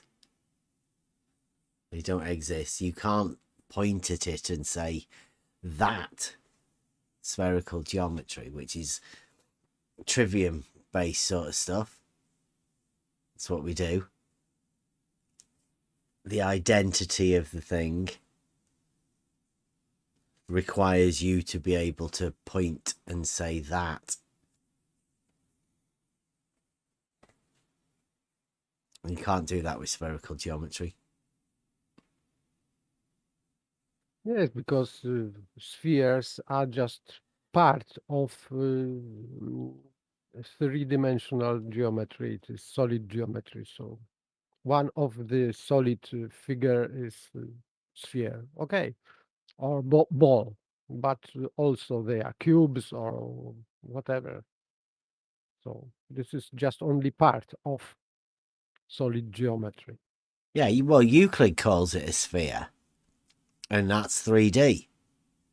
It's at a later date when they wanted to do the stolen concept fallacy. Step one, you have to then make the sphere into a mathematical framework before you can replace it and slip it in early on. Do the magic trick. Step one is to make it a 2D rather than 3D, because you can't replace it into the 2D framework if it's 3D. That would be a bit too obvious. So you just have to conceptualize a 3D thing as 2D. And then you can go back and replace it like nobody noticed it. It's just slip it in.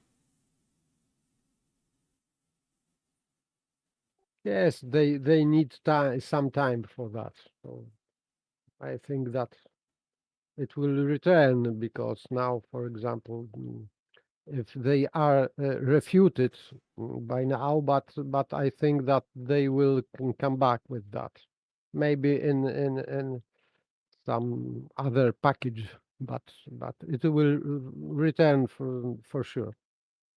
That's why we have this returning waves of same arguments after a few years, because they cannot give up with that. It's because everything's on a cycle with them. They can't get off it. It's on a rotation. Yes, rotating cycles, circles. Yeah, as soon as they making get caught out on one, they'll just skip to the next topic. There'll always be somebody to take on the other topic, and then eventually they get back to the topic that they've just been, well, not just, but they've been done away with. And the 2D, 3D is gonna come back. It's gonna come back loads of times. I think it's gonna come back pretty soon.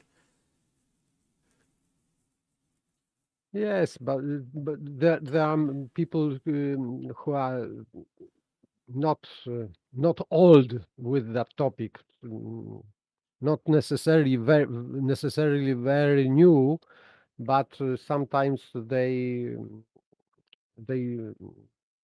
read something and they think that this argument is brilliant and will destroy the so-called flat earth, and they, with enthusiasm, they are coming here and they are just saying how brilliant argument they brought.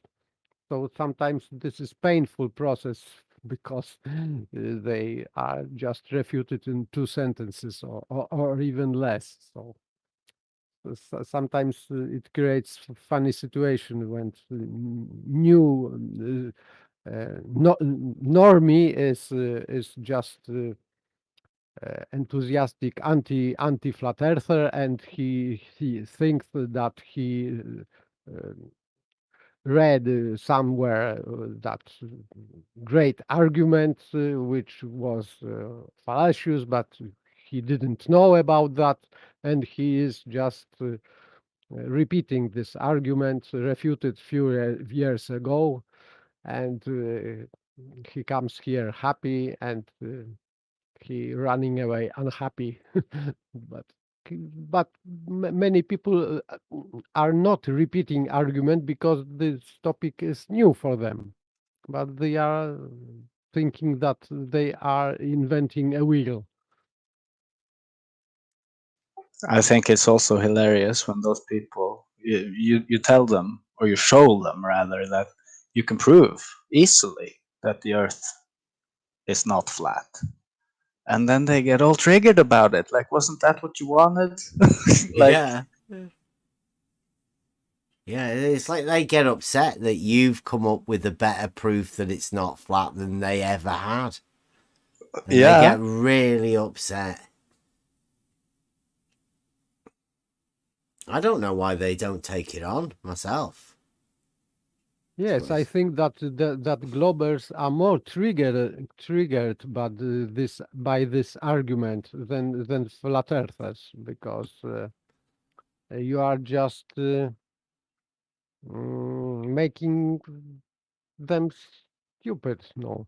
Well, Yes. they both get triggered by the contradictions that they have to hold.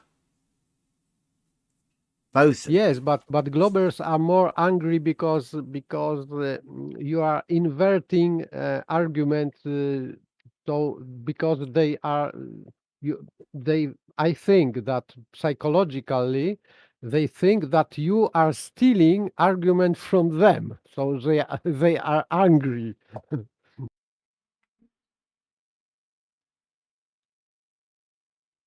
Because their argument is that Earth is not flat because this is a globe, and when you say that this is not flat because there are mountains and etc., so they have no more arguments for that. Well, that elevation changes is measured vertically away from the horizontal. They can't handle it. They get equally triggered as the flat earthers do. Well, many of them anyway. We've had some of them in here. I think it's really funny because they want, but it's like you said, they don't necessarily want to disprove flat Earth because that's really simple. What they want is to really prove their globe. So when you then say, well, I can easily prove that it's not flat, look at this. And they get really triggered because that doesn't prove their globe at the same time.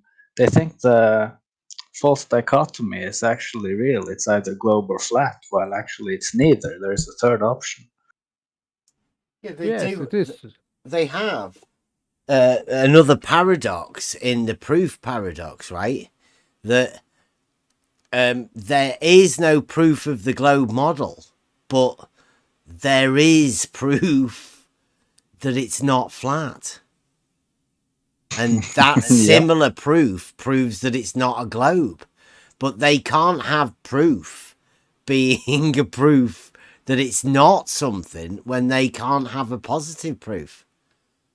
It's a paradox that they're in. Like, there's multiple paradoxes, and that's just one of them. Yes, this is false dichotomy because being not a globe, it doesn't necessarily means that this is flat. So this is obviously false dichotomy.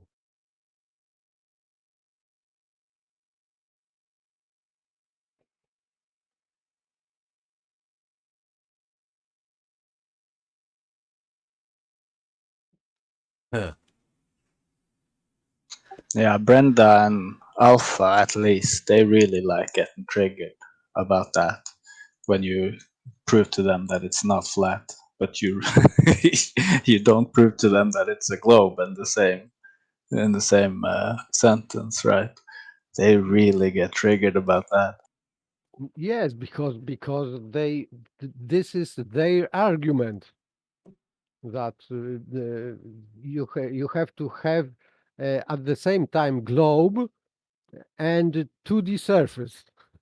So this is a self-contradictory statement, but they need it. But if Beth is talking about not flat Earth, it triggers them very much.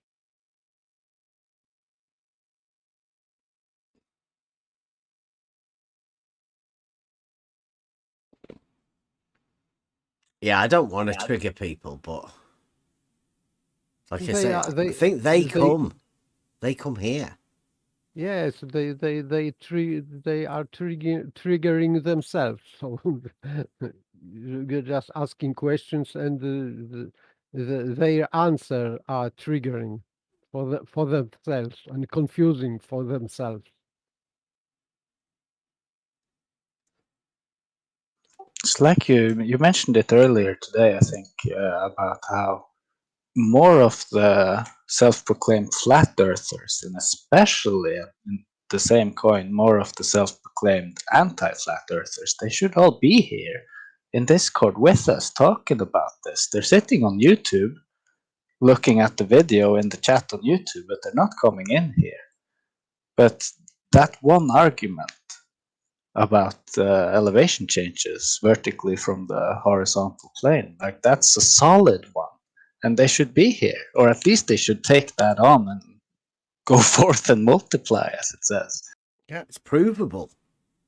Yeah, Measurable, provable. demonstrable, Yeah. repeatable. Yeah, and not with really expensive tools either. And no model needed. Yeah. No complicated equations, formulas, just simple direct measurements. Straight lines.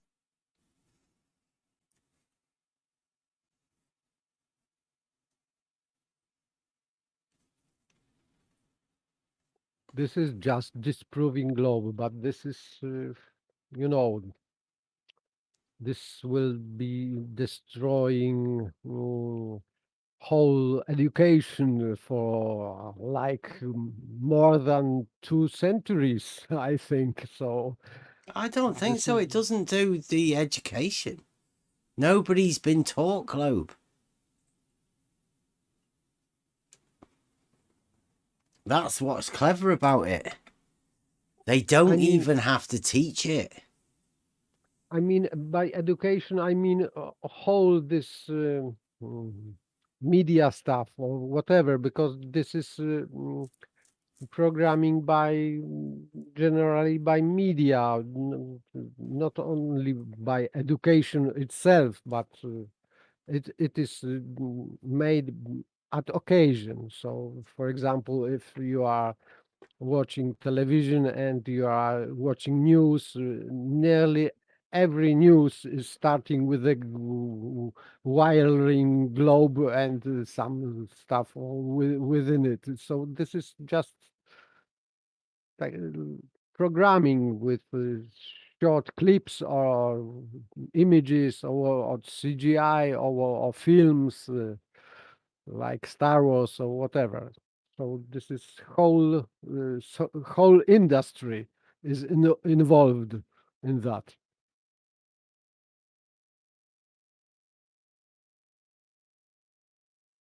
Yeah. It takes a lot of work and effort by a lot of people to maintain a lie on a big scale. Like you can, Yes, it's so destroying this $1 billion or whatever with one simple experiment. It is just, I think that it will make angry some people, very, very angry. well, not even experiment, just the fact of how surveyors do their job every single day. Like it disproves both of the models.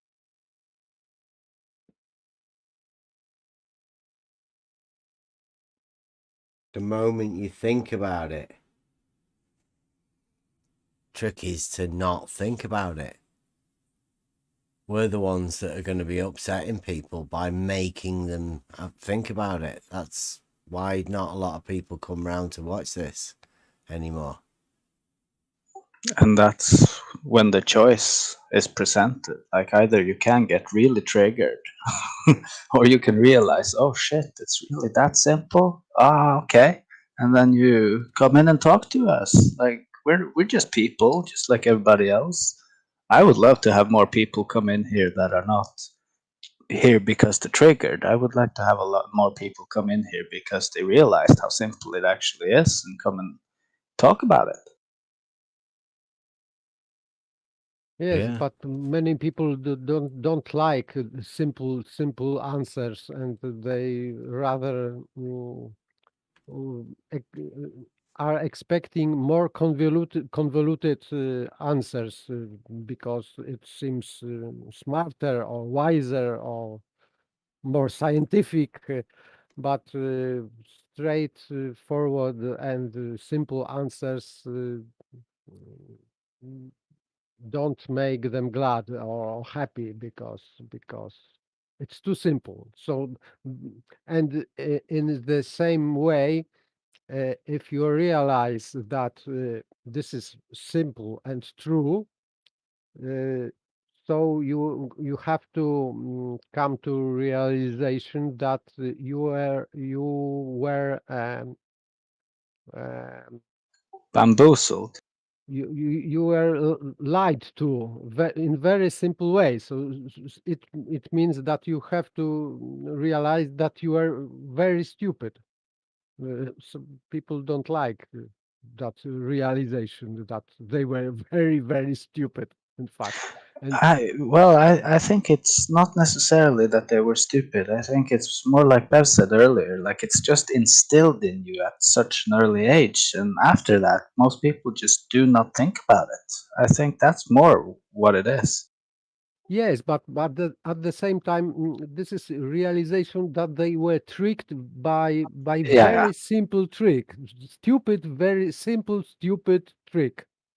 Not Mhm. very convoluted, not very sophisticated, very stupid, simple trick. Yeah, but I think but the realization that it was also a trick placed on you such so early on that you just never thought about it after, I think would have to be realized as well, because now that you're an adult, you're listening to how simple it is on YouTube, for example.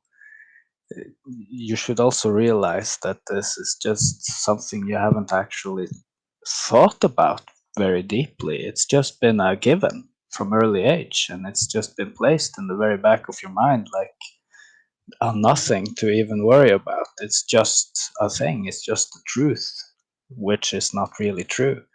But it's something that you've taken on as the truth because it's been given to you so early on, and you haven't really examined it after that fact. Yeah, yeah, it's it's interesting topic for sure. Yeah, that's why many people cannot give up with that thinking because it's one thing that it would destroy mostly their worldview, which they got used to, and it makes them maybe comfortable and happy and whatever, but at the same time. Giving up with that model or worldview is altogether with that realization that they were tricked by very, very simple trick, primitive trick. I think it also comes with some can you call it fear, maybe, like, because if you realize that you've been tricked by something that simple and it's been going on for however long you've been alive, then it means that there are somebody who is actually perpetrating this trick, not only on you, but on everybody around you as well. So it goes deep, this whole thing. Yes, yes. If you dig deeper and deeper, of course, the answers are coming naturally. That who we are ruled by, who is ruling our life or whatever in any manner, political, cultural, psychological, whatever, on every level. So many people could realize that not good people are ruling this world. And that's why I think it's so good that this server and the people here were talking about the simplicity of it, or at least we want to try to do so. Maybe I don't want to speak for everybody, but I want to keep it simple about the straight line and the perpendiculars and the parallel lines. I think it's really good that we have this place at all to have this conversation. I don't see it being talked about anywhere else. Yes, I am glad too that I am here, and I don't think that there is any other place. Maybe is, but I don't know. Yeah, I'd like to see if there is. If anybody knows of any other places like this, put us in touch, and I'd love to go and have a chat to like-minded people. Maybe we can put people onto a different path, and maybe they could teach us a different path that we haven't seen.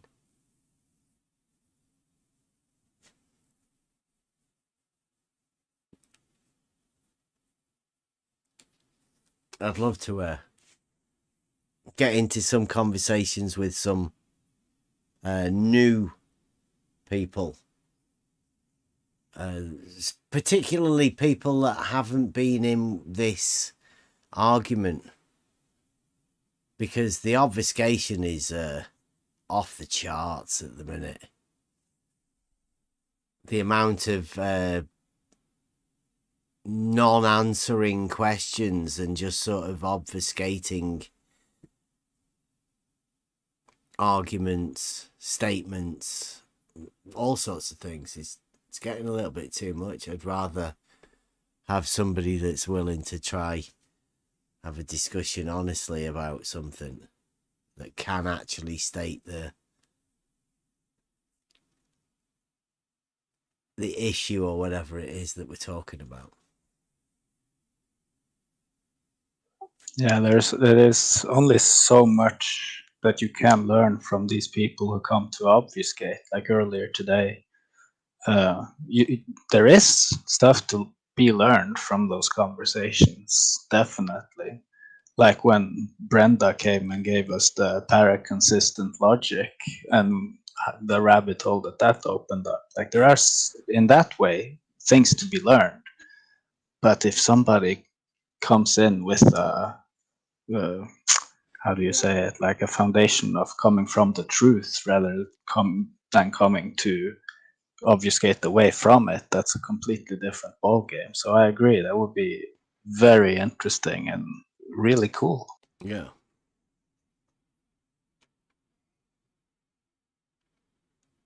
Yeah, we're going to be moving into those new areas, hopefully,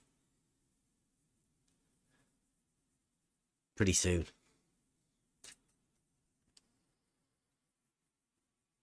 All right, time for bed for me. Yeah. Sorry.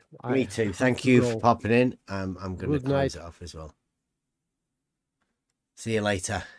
Tomorrow, probably. Yes, tomorrow. Oh, I am curious about this guy who announced himself to be tomorrow. I am very curious what he would say if he pop up, of course, because I don't know, maybe he just said that he will be here, but who knows? Yeah. Well, yeah, I think he's looking for something to do tomorrow. Should be good. Till tomorrow. All right. Night. See you later. Anybody else got any final words? Yeah, good conversation tonight. It's been a good one. Yeah, thanks for coming. Has been a bit of a weird Euclid one. Started talking about the straight line, but we got people to come in, so generated a good conversation earlier.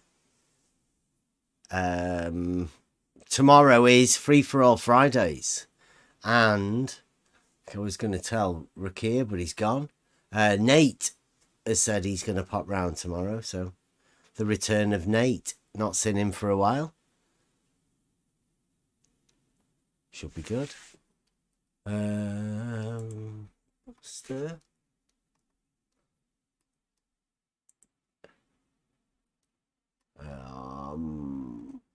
Logos. We've not had that for quite a bit. So, I'm going to leave you with Buster. Join us tomorrow. Free for All Friday. Discuss, pick your topics. Come and have a chat with Nate. See you then.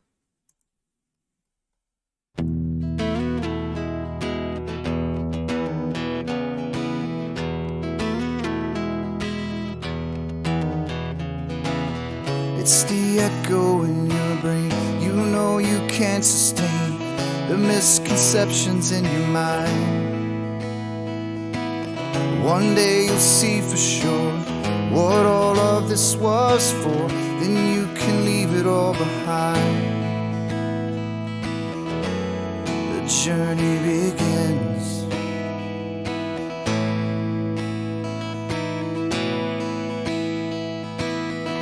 I am the one, yeah, that will show the proof. I am the one, yeah, that is searching for the truth. I am the whispers of the logic in your mind. I am an agent of the Logos.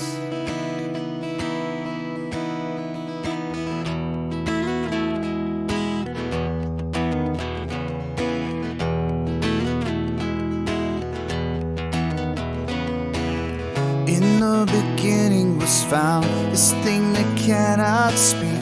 It's how we all truly learn.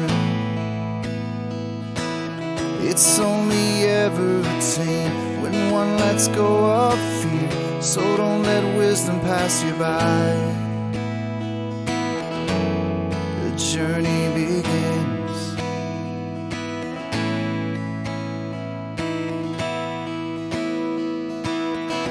I am the one, yeah, that will show the proof. I am the one, yeah, that is searching for the truth.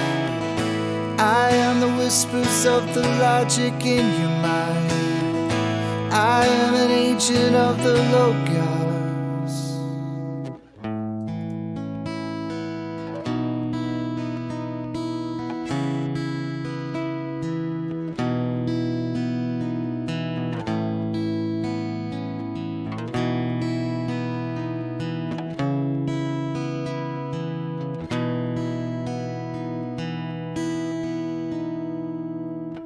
It was there all along. How could I never have seen this thing that's danced all around? It wasn't until I left behind the things I believed that I could see things so clear. The journey begins.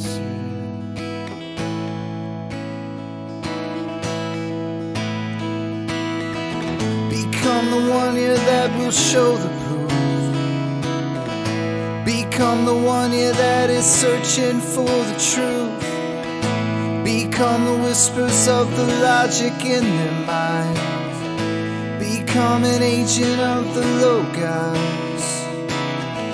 Become an agent of the Logos. We are the agents of the Logos.